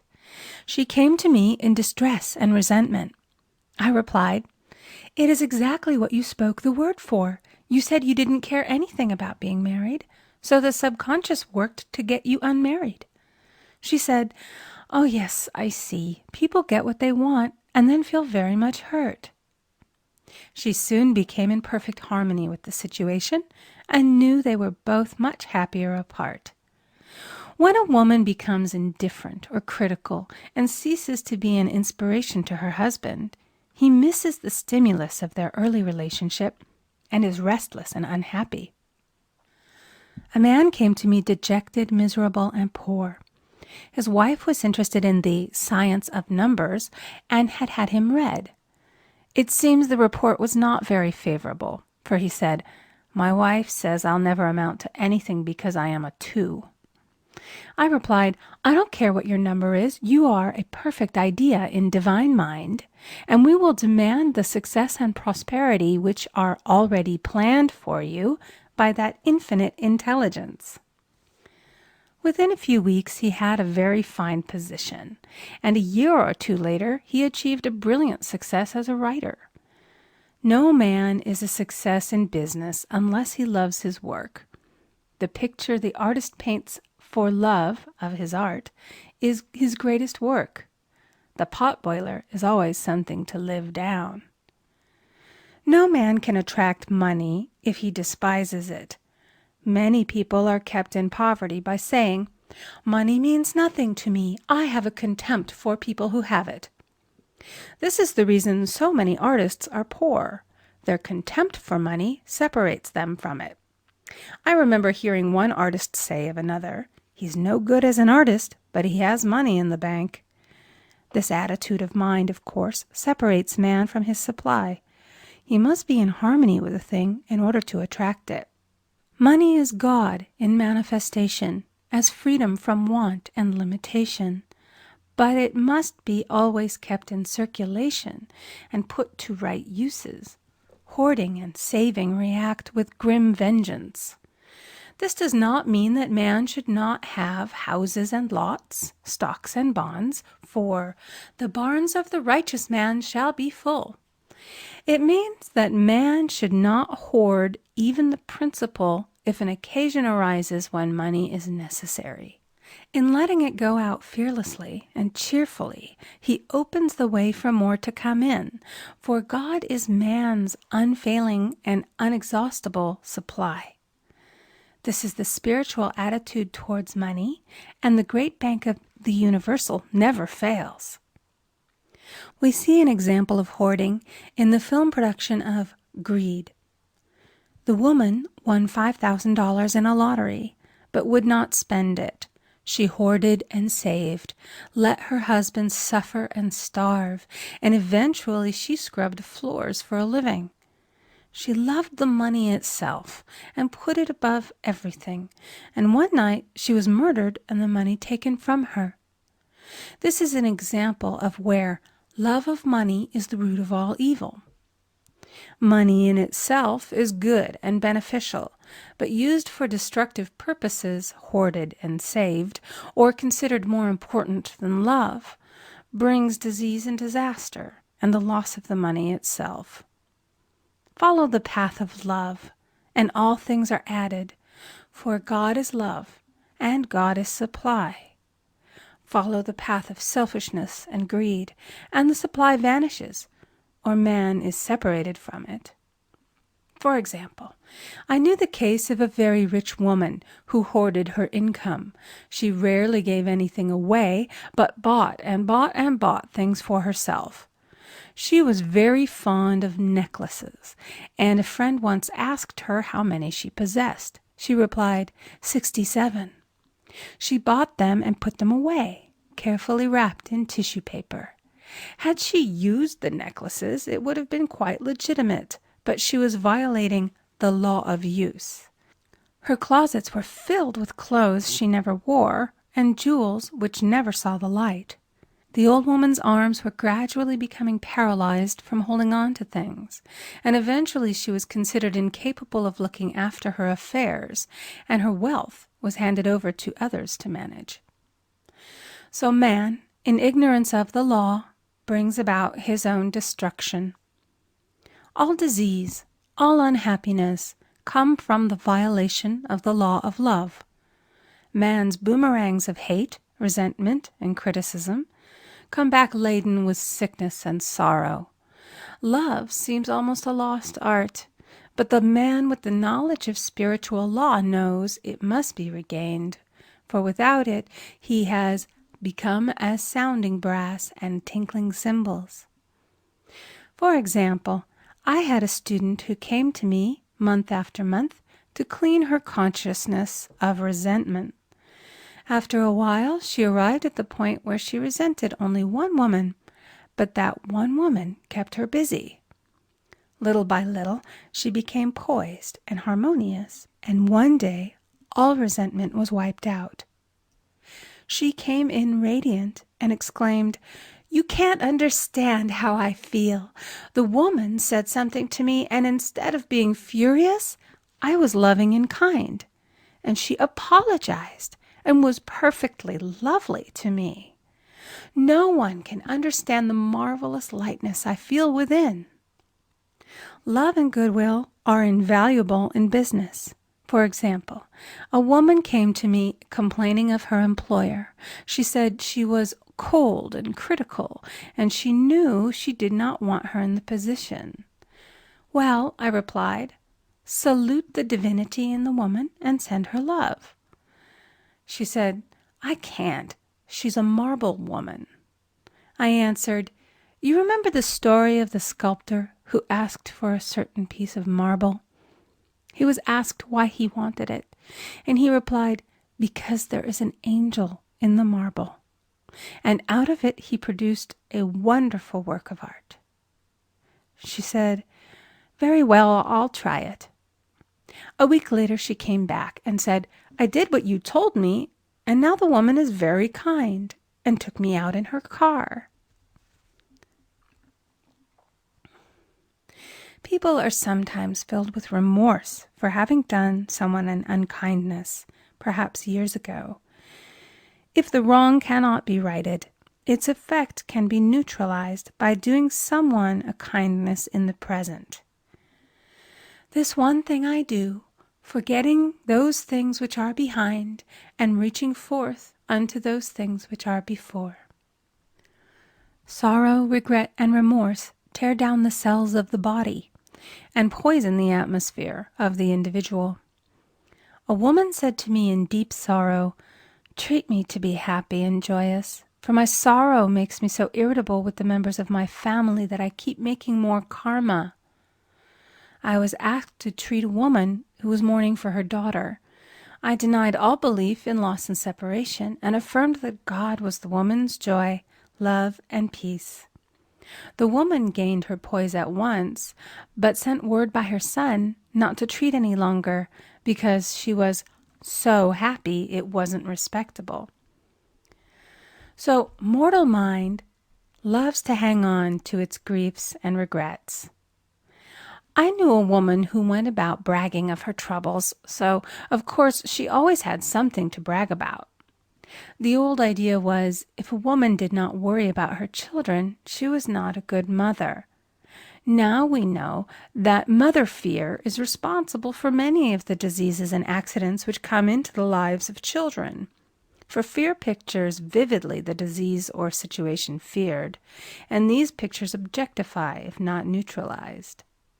Happy is the mother who can say sincerely that she puts her child in God's hands and therefore knows that he is divinely protected. For example, a woman awoke suddenly in the night, feeling her brother was in great danger. Instead of giving in to her fears, she commenced making statements of truth, saying, "Man is a perfect idea in divine mind and is always in his right place. Therefore, my brother is in his right place and is divinely protected." The next day, she found that her brother had been in close proximity to an explosion in a mine, but had miraculously escaped. So man is his brother's keeper, in thought, and every man should know that the thing he loves dwells in the secret place of the Most High and abides under the shadow of the Almighty. "There shall no evil befall thee, neither shall any plague come nigh thy dwelling. Perfect love casteth out fear. He that feareth is not made perfect in love. And love is the fulfilling of the law. End of chapter 7. Recording by Amy Conger.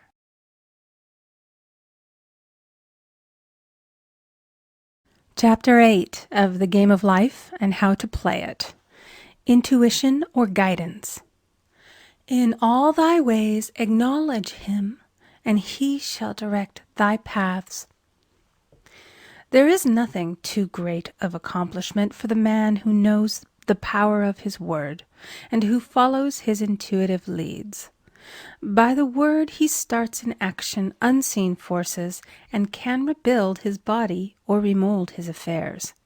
It is, therefore, of the utmost importance to choose the right words, and the student carefully selects the affirmation he wishes to catapult into the invisible. He knows that God is his supply, and that there is a supply for every demand, and that his spoken word releases this supply. Ask, and ye shall receive. Man must make the first move. Draw nigh to God, and he will draw nigh to you. I have often been asked just how to make a demonstration. I reply, speak the word, and then do not do anything until you get a definite lead. Demand the lead, saying, Infinite Spirit, reveal to me the way. Let me know if there's anything for me to do. The answer will come through intuition or hunch, a chance remark from someone, or a passage in a book, etc., etc. The answers are sometimes quite startling in their exactness. For example, a woman desired a large sum of money. She spoke the words, Infinite Spirit, open the way for my immediate supply. Let all that is mine by divine right now reach me in great avalanches of abundance. Then she added, Give me a definite lead. Let me know if there is anything for me to do. The thought came quickly. Give a certain friend, who had helped her spiritually, $100. She told her friend, who said, Wait and get another lead before giving it. So she waited, and that day met a woman who said to her, I gave someone $1 today. It was just as much for me as it would be for you to give someone 100. This was indeed an unmistakable lead, so she knew she was right in giving the $100. It was a gift which proved a great investment, for shortly after that, a large sum of money came to her in a remarkable way. Giving opens the way for receiving. In order to create activity in finances, one should give. Tithing, or giving 1/10 of one's income, is an old Jewish custom and is sure to bring increase. Many of the richest men in the country have been tithers and have never known it to fail as an investment. The 10th part goes forth and returns blessed and multiplied, but the gift or tithe must be given with love and cheerfulness, for God loveth a cheerful giver. Bills should be paid cheerfully. All money should be sent forth fearlessly and with a blessing. This attitude of mind makes man master of money. It is his to obey, and his spoken word then opens vast reservoirs of wealth. Man himself limits his supply by his limited vision.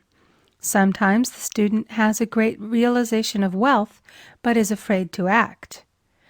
The vision and action must go hand in hand, as in the case of the man who bought the fur-lined overcoat. A woman came to me asking me to speak the word for a position. So I demanded, Infinite Spirit, open the way for this woman's right position. Never ask for just a position. Ask for the right position, the place already planned in divine mind, as it is the only one that will give satisfaction. I then gave thanks that she had already received, and that it would manifest quickly.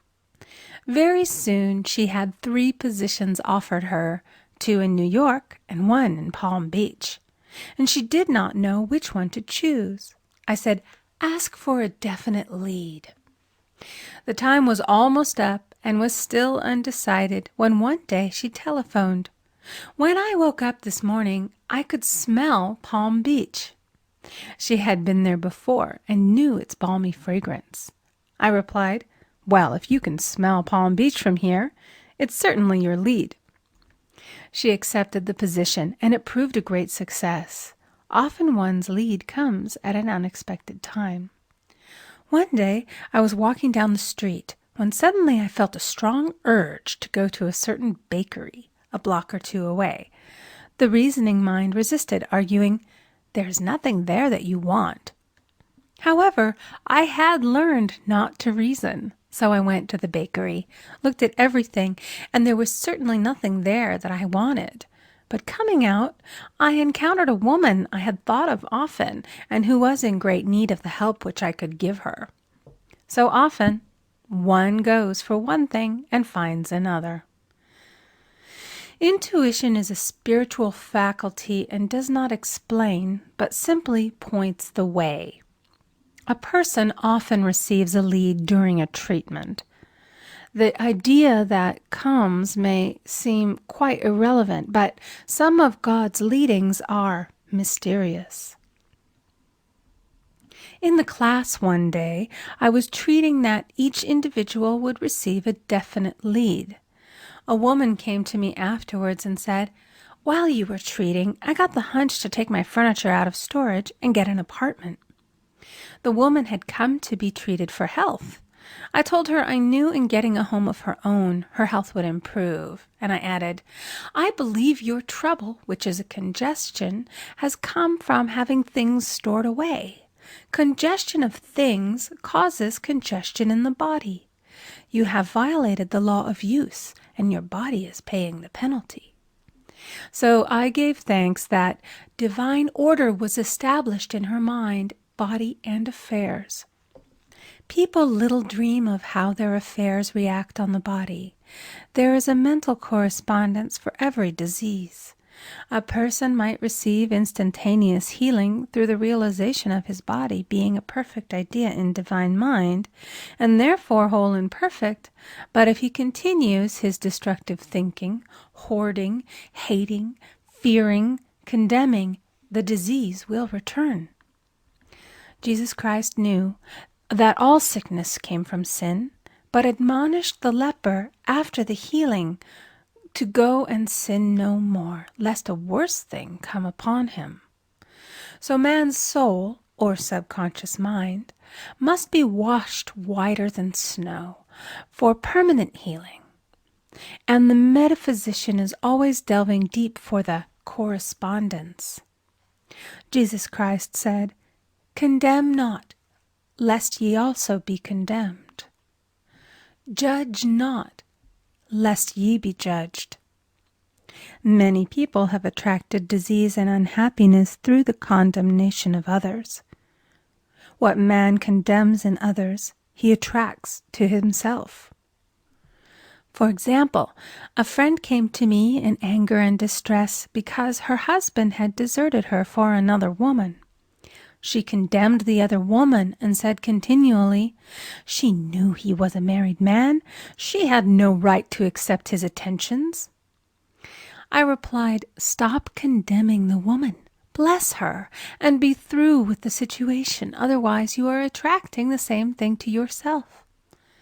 She was deaf to my words, and a year or two later became deeply interested in a married man herself. Man picks up a live wire whenever he criticizes or condemns, and may expect a shock. Indecision is a stumbling block in many a pathway. In order to overcome it, make the statement repeatedly, "I am always under direct inspiration. I make right decisions quickly." These words impress the subconscious, and soon one finds himself awake and alert, making his right moves without hesitation. I have found it destructive to look to the psychic plane for guidance, as it is the plane of many minds and not the one mind. As man opens his mind to subjectivity, he becomes a target for destructive forces. The psychic plane is the result of man's mortal thought and is on the plane of opposites. He may receive either good or bad messages. The science of numbers and the reading of horoscopes keep man down the mental or mortal plane, for they deal only with the karmic path. I know of a man who should have been dead years ago according to his horoscope, but he is alive and a leader of one of the biggest movements in this country for the uplift of humanity. It takes a very strong mind to neutralize a prophecy of evil.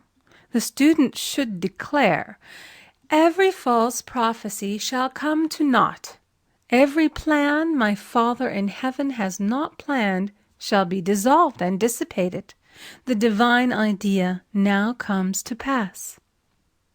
However, if any good message has ever been given one, of coming happiness or wealth, harbor and expect it, and it will manifest sooner or later through the law of expectancy. Man's will should be used to back the universal will. I will that the will of God be done. It is God's will to give every man every righteous desire of his heart, and man's will should be used to hold the perfect vision, without wavering. The prodigal son said, "I will arise and go to my father." It is indeed often an effort of the will to leave the husks and swine of mortal thinking. It is so much easier for the average person to have fear than faith. So faith is an effort of the will.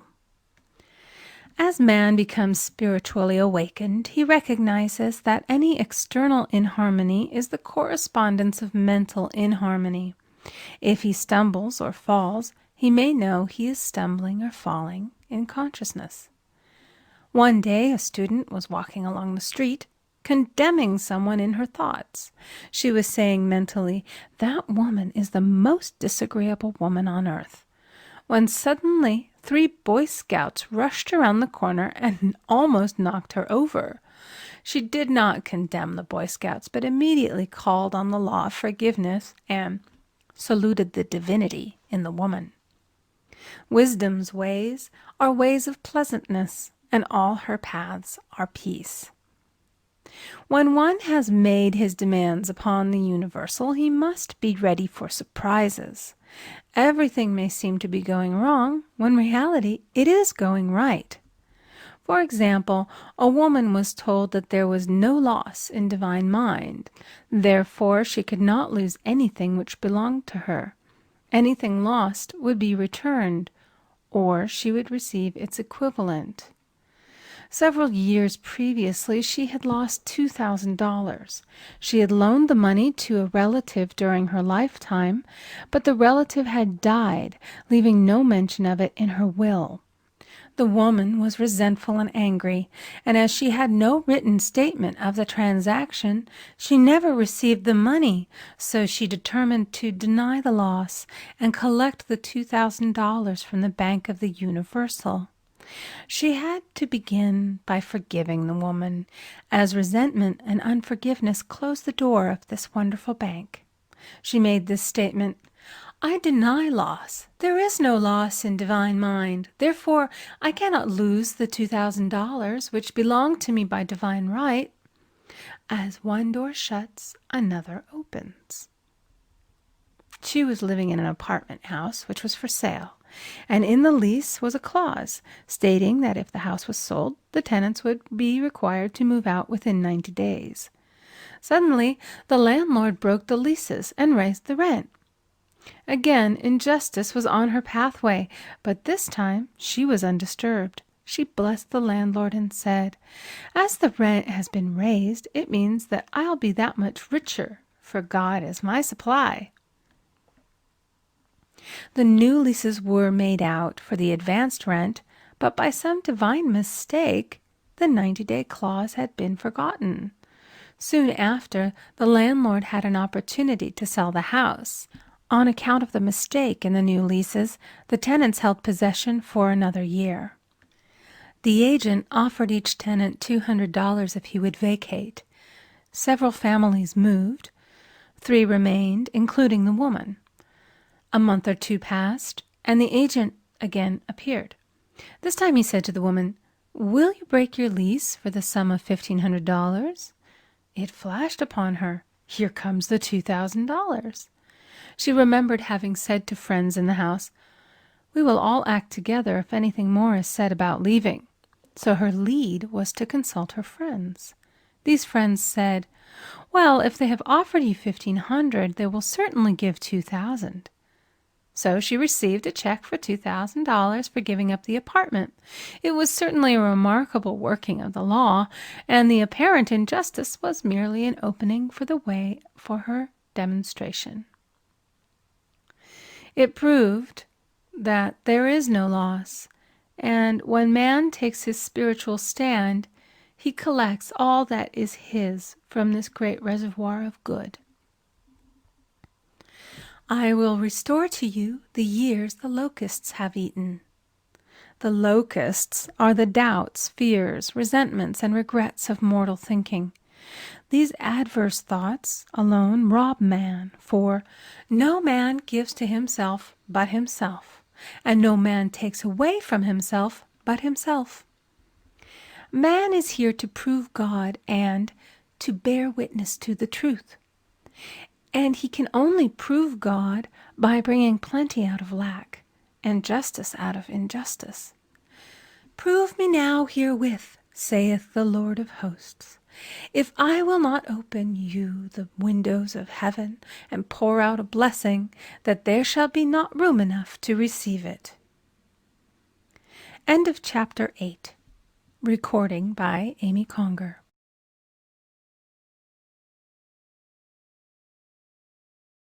Chapter 9 of The Game of Life and How to Play It.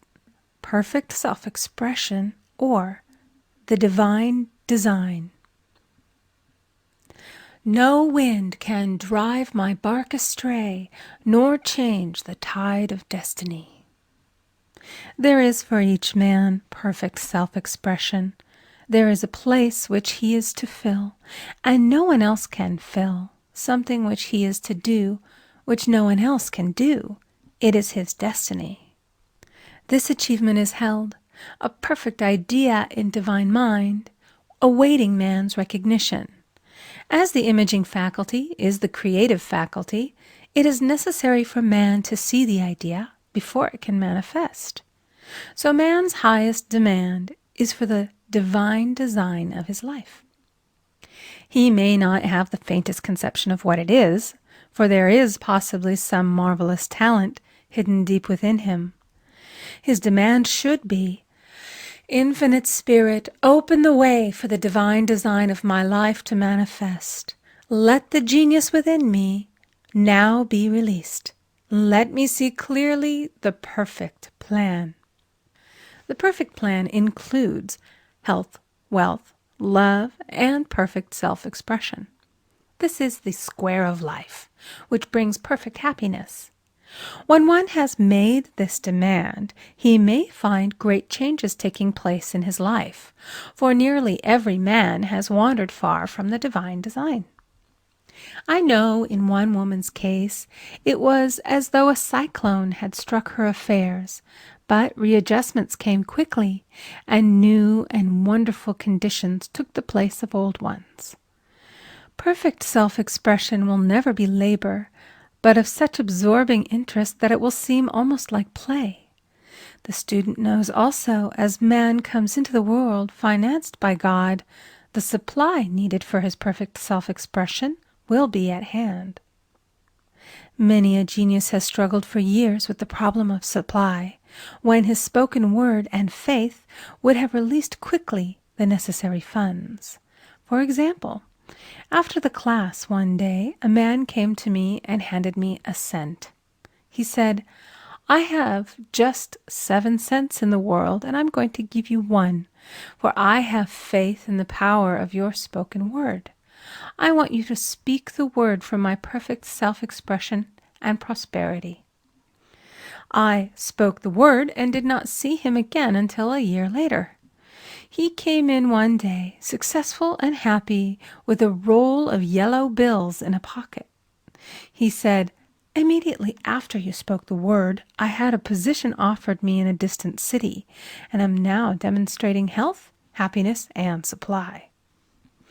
A woman's self-expression may be in becoming a perfect wife, a perfect mother, a perfect homemaker, and not necessarily in having a public career. Demand definite leads, and the way will be made easy and successful. One should not visualize or force a mental picture. When he demands the divine design to come into his conscious mind, he will receive flashes of inspiration and begin to see himself making some great accomplishment. This is the picture or idea he must hold without wavering. The thing man seeks is seeking him. The telephone was seeking Bell. Parents should never force careers and professions upon their children.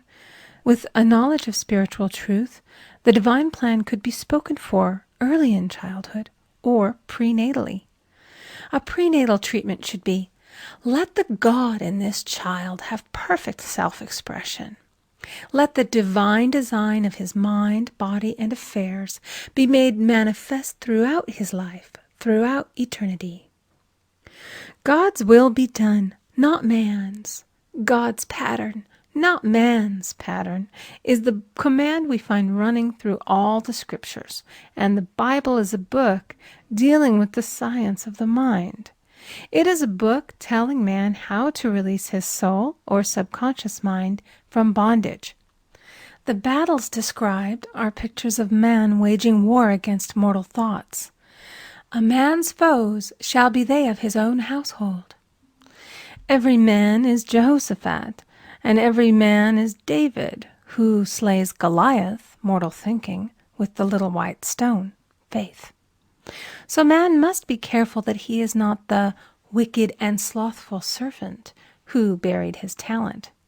There is a terrible penalty to be paid for not using one's ability. Often, fear stands between man and his perfect self-expression. Stage fright has hampered many a genius. This may be overcome by the spoken word or treatment.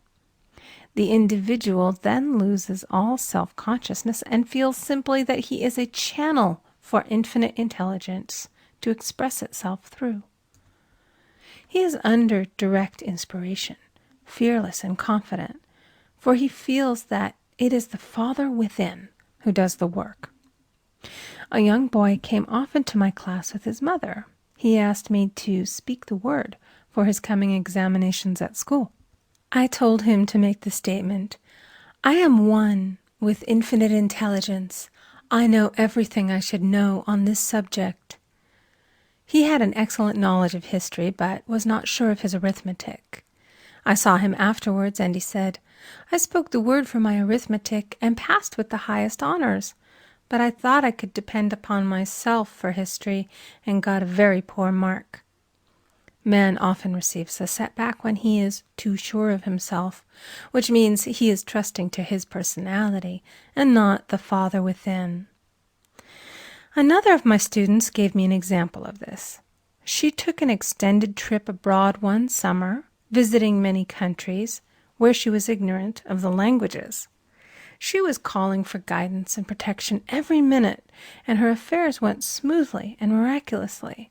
Her luggage was never delayed nor lost. Accommodations were always ready for her at the best hotels, and she had perfect service wherever she went. She returned to New York. Knowing the language, she felt God was no longer necessary, so looked after her affairs in an ordinary manner. Everything went wrong. Her trunks delayed, amid inharmony and confusion. The student must form the habit of practicing the presence of God every minute. In all thy ways acknowledge him. Nothing is too small or too great. Sometimes an insignificant incident may be the turning point in a man's life. Robert Fulton, watching some boiling water simmering in a tea kettle, saw a steamboat. I have seen a student often keep back his demonstration through resistance or pointing the way. He pins his faith to one channel only and dictates just the way he desires the manifestation to come, which brings things to a standstill. My way, not your way, is the command of infinite intelligence. Like all power, be it steam or electricity, it must have a non-resistant engine or instrument to work through, and man is that engine or instrument. Over and over again, man is told to stand still. O Judah, fear not, but tomorrow go out against them, for the Lord will be with you. You shall not need to fight this battle.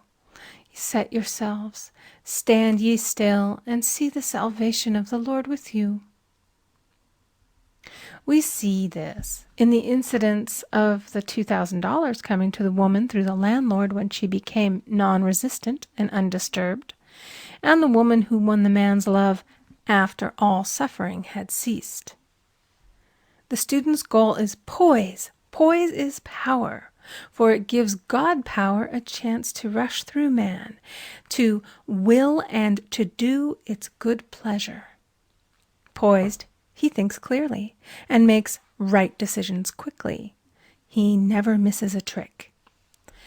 Anger blurs the visions, poisons the blood, is the root of many diseases, and causes wrong decision, leading to failure. It has been named one of the worst sins, as its reaction is so harmful. The student learns that in metaphysics, sin has a much broader meaning than in the old teaching. Whatsoever is not of faith is sin. He finds that fear and worry are deadly sins.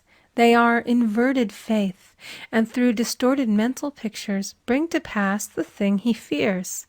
His work is to drive out these enemies from the subconscious mind. When man is fearless, he is finished. Maeterlinck says that man is God afraid.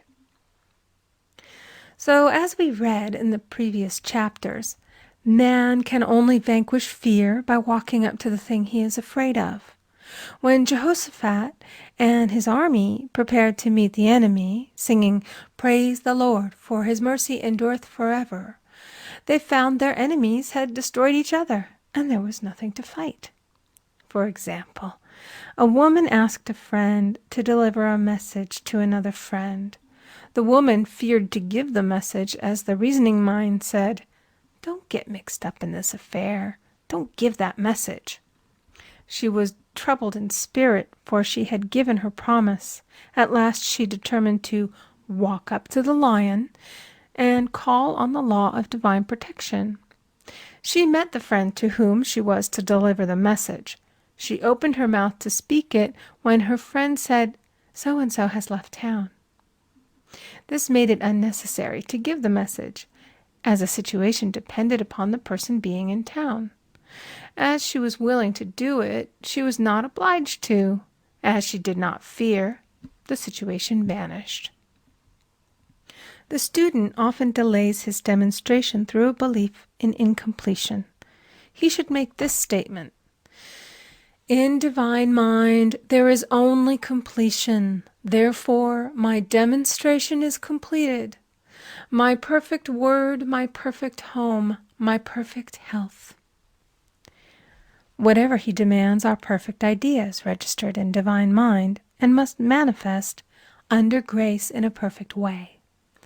He gives thanks he has already received on the invisible and makes active preparation for receiving on the visible. One of my students was in need of a financial demonstration. She came to me and asked why it was not completed. I replied, "Perhaps you are in the habit of leaving things unfinished, and the subconscious has gotten into the habit of not completing. As the without, so the within." She said, "You are right. I often begin things and never finish them. I'll go home and finish something I commenced weeks ago, and I know it will be symbolic of my demonstration." So she sewed assiduously, and the article was soon completed. Shortly thereafter, the money came in a most curious manner. Her husband was paid his salary twice that month. He told the people of their mistake, and they sent word to keep it. When man asks, believing, he must receive, for God creates his own channels. I have been sometimes asked, suppose one has several talents. How is he to know which one to choose? Demand to be shown definitely. Say, Infinite Spirit, give me a definite lead. Reveal to me my perfect self-expression. Show which talent I am to make use of now. I have known people to suddenly enter a new line of work and be fully equipped with little to no training, so make the statement, I am fully equipped for the divine plan of my life, and be fearless in grasping opportunities. Some people are cheerful givers, but bad receivers. They refuse gifts through pride or some negative reason, thereby blocking their channels, and invariably find themselves eventually with little or nothing. For example, a woman who had given away a great deal of money had a gift offered her of several $1,000s. She refused to take it, saying she did not need it. Shortly thereafter, her finances were tied up, and she found herself in debt for that amount. Man should receive gracefully the bread returning to him upon the water. Freely ye have given, freely ye shall receive. There is always the perfect balance of giving and receiving, and though man should give without thinking of returns, he violates law if he does not accept the returns which come to him, for all gifts are from God, man being merely the channel. A thought of lack should never be held over the giver. For example, when the man gave me 1 cent, I did not say, "Poor man, he cannot afford to give me that." I saw him rich and prosperous with his supply pouring in. It was this thought which brought it. If one has been a bad receiver, he must become a good one, and take even a postage stamp if it is given him, and open up his channels for receiving. The Lord loveth a cheerful receiver, as well as a cheerful giver. I have often been asked why one man is born rich and healthy and another poor and sick. Where there is an effect, there is always a cause. There is no such thing as chance. This question is answered through the law of reincarnation. Man goes through many births and deaths until he knows the truth which sets him free. He is drawn back to the earth plane through unsatisfied desire, to pay his karmic debts or to fulfill his destiny. The man born rich and healthy has had pictures in his subconscious mind, in his past life, of health and riches, and the poor and sick man of disease and poverty. Man manifests, on any plane, the sum total of his subconscious beliefs.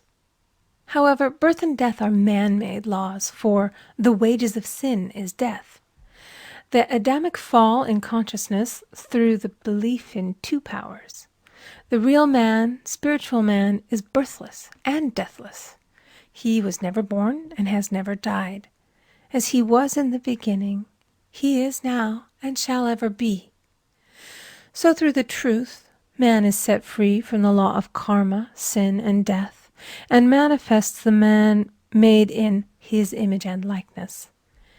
Man's freedom comes through fulfilling his destiny, bringing into manifestation the divine design of his life. His Lord will say unto him, "Well done, thou good and faithful servant. Thou hast been faithful over a few things. I will make thee ruler over many things," death itself. "Enter thou into the joy of thy Lord, eternal life."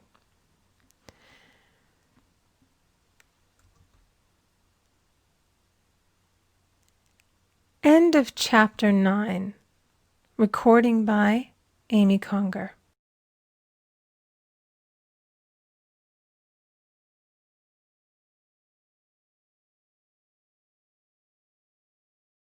Chapter 10 of the Game of Life and How to Play It. Denials and Affirmations. Thou shalt also decree a thing, and it shall be established unto thee. All the good that is to be made manifest in man's life is already an accomplished fact in divine mind, and is released through man's recognition or spoken word. So he must be careful to decree that only the divine idea be made manifest, for often he decrees through his idle words failure or misfortune. It is therefore of the utmost importance to word one's demands correctly, as stated in a previous chapter.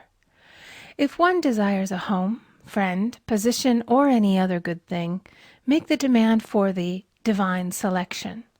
For example, Infinite Spirit, open the way for my right home, my right friend, my right position. I give thanks that it now manifests under grace in a perfect way. The latter part of this statement is most important. For example, I knew a woman who demanded $1,000. Her daughter was injured, and they received $1,000 indemnity, so it did not come in a perfect way. The demand should have been worded in this way: Infinite Spirit, I give thanks that the $1,000, which is mine by divine right, is now released and reaches me under grace in a perfect way. As one grows in a financial consciousness, he should demand that the enormous sums of money which are his by divine right reach him under grace in perfect ways. It is impossible for man to release more than he thinks is possible, for one is bound by the limited expectancies of the subconscious. He must enlarge his expectancies in order to receive in a larger way. Man so often limits himself in his demands. For example, a student made the demands for $600 by a certain date.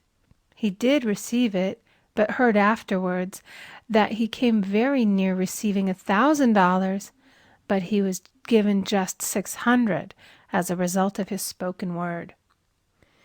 They limited the Holy One of Israel. Wealth is a matter of consciousness. The French have a legend giving an example of this. A poor man was walking along a road when he met a traveler, who stopped him and said, "My good friend, I see that you are poor. Take this gold nugget, sell it, and you will be rich all your days." The man was overjoyed at his good fortune and took the nugget home. He immediately found work and became so prosperous that he did not sell the nugget.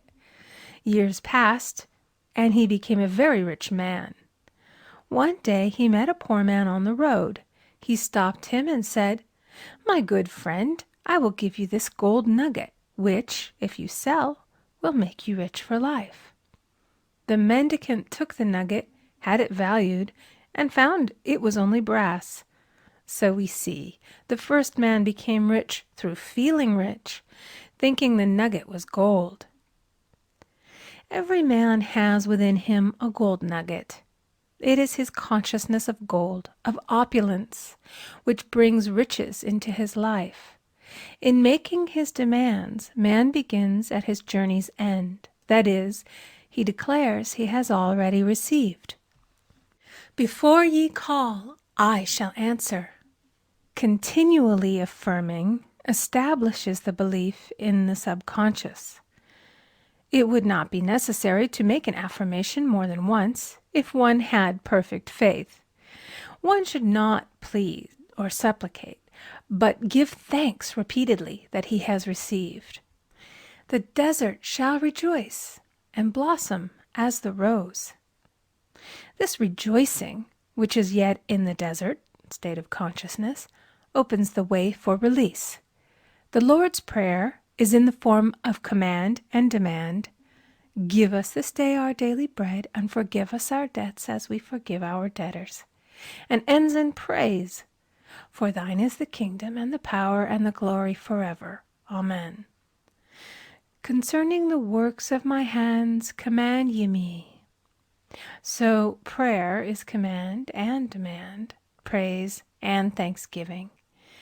The student's work is in making himself believe that with God all things are possible. This is easy enough to state in the abstract, but a little more difficult when confronted with a problem. For example, it was necessary for a woman to demonstrate a large sum of money within a stated time. She knew she must do something to get a realization, for realization is manifestation, and she demanded a lead. She was walking through a department store when she saw a very beautiful pink enamel paper cutter. She felt the pull towards it. The thought came, I haven't a paper cutter good enough to open letters containing large checks. So she bought the paper cutter, which the reasoning mind would have called an extravagance. When she held it in her hand, she had a flash of a picture of herself opening an envelope containing a large check, and within a few weeks she received the money. The pink paper cutter was her bridge of active faith. Many stories are told of the power of the subconscious when directed in faith. For example, a man was spending the night in a farmhouse. The windows of the room had been nailed down, and in the middle of the night he felt suffocated and made his way in the dark to the window. He could not open it, so he smashed the pane with his fist, drew in draughts of fine fresh air, and had a wonderful night's sleep. The next morning he found he had smashed the glass of a bookcase, and the window had remained closed during the whole night. He had supplied himself with oxygen simply by his thought of oxygen. When a student starts out to demonstrate, he should never turn back. Let not that man who wavers think that he shall receive anything of the Lord. A student once made this wonderful statement. When I ask the Father for anything, I put my foot down and I say, Father, I'll take nothing less than I've asked for, but more. So man should never compromise. Having done all, stand. This is sometimes the most difficult time of demonstrating. The temptation comes to give up, to turn back, to compromise. He also serves who only stands and waits. Demonstrations often come at the 11th hour because man then lets go, that is, stops reasoning, and infinite intelligence has a chance to work. Man's dreary desires are answered drearily, and his impatient desires long delayed or violently fulfilled. For example, a woman asked me why it was she was constantly losing or breaking her glasses. We found she often said to herself and others with vexation, I wish I could get rid of my glasses. So her impatient desire was violently fulfilled. What she should have demanded was perfect eyesight, but what she registered in the subconscious was simply the impatient desire to be rid of her glasses, so they were continually being broken or lost. Two attitudes of mind cause loss. Depreciation, as in the case of the woman who did not appreciate her husband, or fear of loss, which makes a picture of loss in the subconscious. When a student is able to let go of his problem, cast his burden, he will have instantaneous manifestation. For example, a woman was out during a very stormy day, and her umbrella was blown inside out.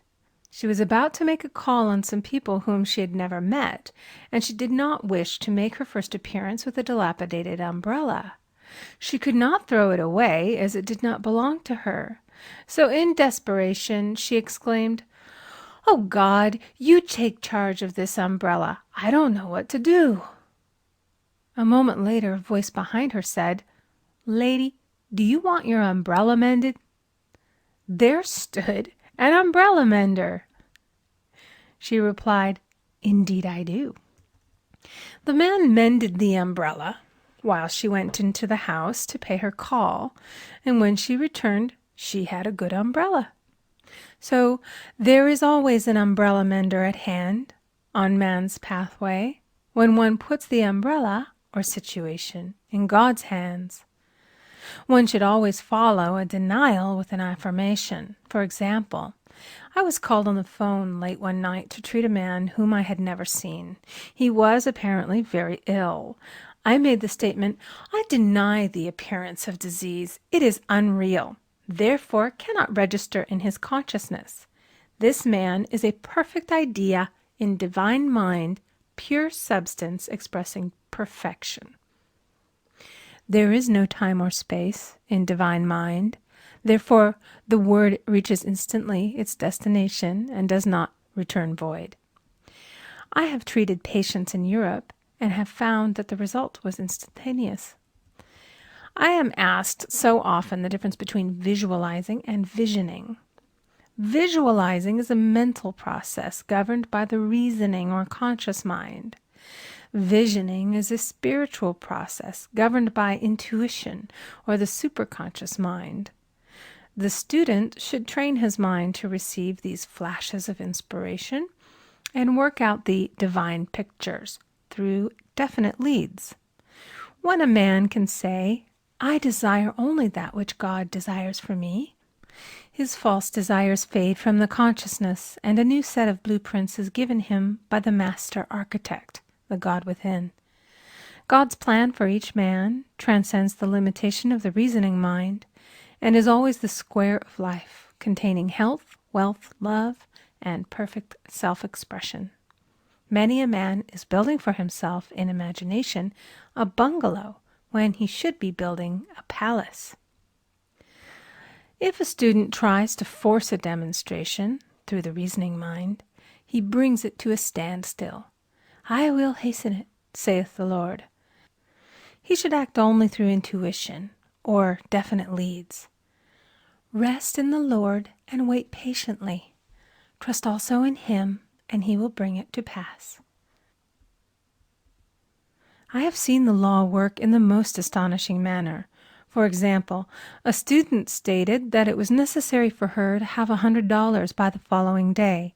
It was a debt of vital importance which had to be met. I spoke the word, declaring Spirit was never too late, and that the supply was at hand. That evening she phoned me of the miracle. She said that the thought came to her to go to her safety deposit box at the bank to examine some papers. She looked over the papers, and at the bottom of the box was a new $100 bill. She was astounded, and she said she knew she had never put it there, for she had gone through the papers many times. It may have been a materialization, as Jesus Christ materialized the loaves and fishes. Man will reach the stage where his word is made flesh, or materialized instantly. The fields, ripe with the harvest, will manifest immediately, as in all of the miracles of Jesus Christ. There is a tremendous power alone in the name Jesus Christ. It stands for truth made manifest. He said, Whatsoever ye ask the Father in my name, He will give it to you. The power of this name raises the student into the fourth dimension, where he is freed from all astral and psychic influences, and he becomes unconditioned and absolute, as God Himself is unconditioned and absolute. I have seen many healings accomplished by using the words, in the name of Jesus Christ. Christ was both person and principle, and the Christ within each man is his Redeemer and salvation. The Christ within is his own fourth-dimensional self, the man made in God's image and likeness. This is the self which has never failed, never known sickness or sorrow, was never born, and has never died. It is the resurrection and the life of each man. No man cometh to the Father save by the Son, means that God, the universal, working on the place of the particular, becomes the Christ in man. And the Holy Ghost means God in action. So daily, man is manifesting the Trinity of the Father, Son, and Holy Ghost. Man should make an art of thinking. The master thinker is an artist and is careful to paint only the divine designs upon the canvas of his mind, and he paints these pictures with masterly strokes of power and decision, having perfect faith that there is no power to mar their perfection, and that they shall manifest in his life the ideal made real. All power is given man through right thinking to bring his heaven upon his earth, and this is the goal of the game of life. The simple rules are fearless faith, non-resistance, and love. May each reader be now freed from that thing which has held him in bondage through the ages, standing between him and his own, and know the truth which makes him free. Free to fulfill his destiny, to bring into manifestation the divine design of his life, health, wealth, love, and perfect self-expression. Be ye transformed by the renewing of your mind. End of chapter 10. Recording by Amy Conger.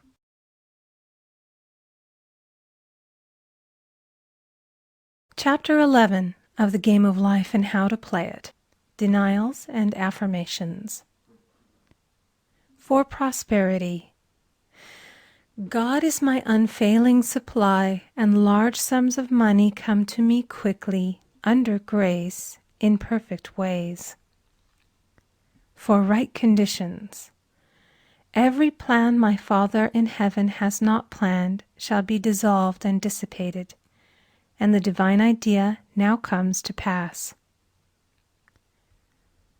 For right conditions. Only that which is true of God is true of me, for I and the Father are one. For faith. As I am one with God, I am one with my good, for God is both the giver and the gift. I cannot separate the giver from the gift. For right conditions. Divine love now dissolves and dissipates every wrong condition in my mind, body, and affairs. Divine love is the most powerful chemical in the universe and dissolves everything which is not of itself. For health. Divine love fills my consciousness with health, and every cell in my body is filled with light. For the eyesight. My eyes are God's eyes. I see with the eyes of spirit. I see clearly the open way. There are no obstacles on my pathway. I see clearly the perfect plan. For guidance.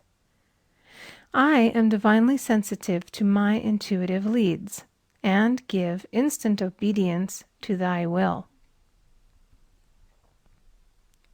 For the hearing. My ears are God's ears. I hear with the ears of spirit. I am non-resistant and am willing to be led. I hear glad tidings of great joy. For right work. I have a perfect work in a perfect way. I give a perfect service for perfect pay. For freedom from all bondage. I cast this burden on the Christ within, and I go free. End of chapter 11. Recording by Amy Conger. End of The Game of Life and How to Play It by Florence Scovel Shen.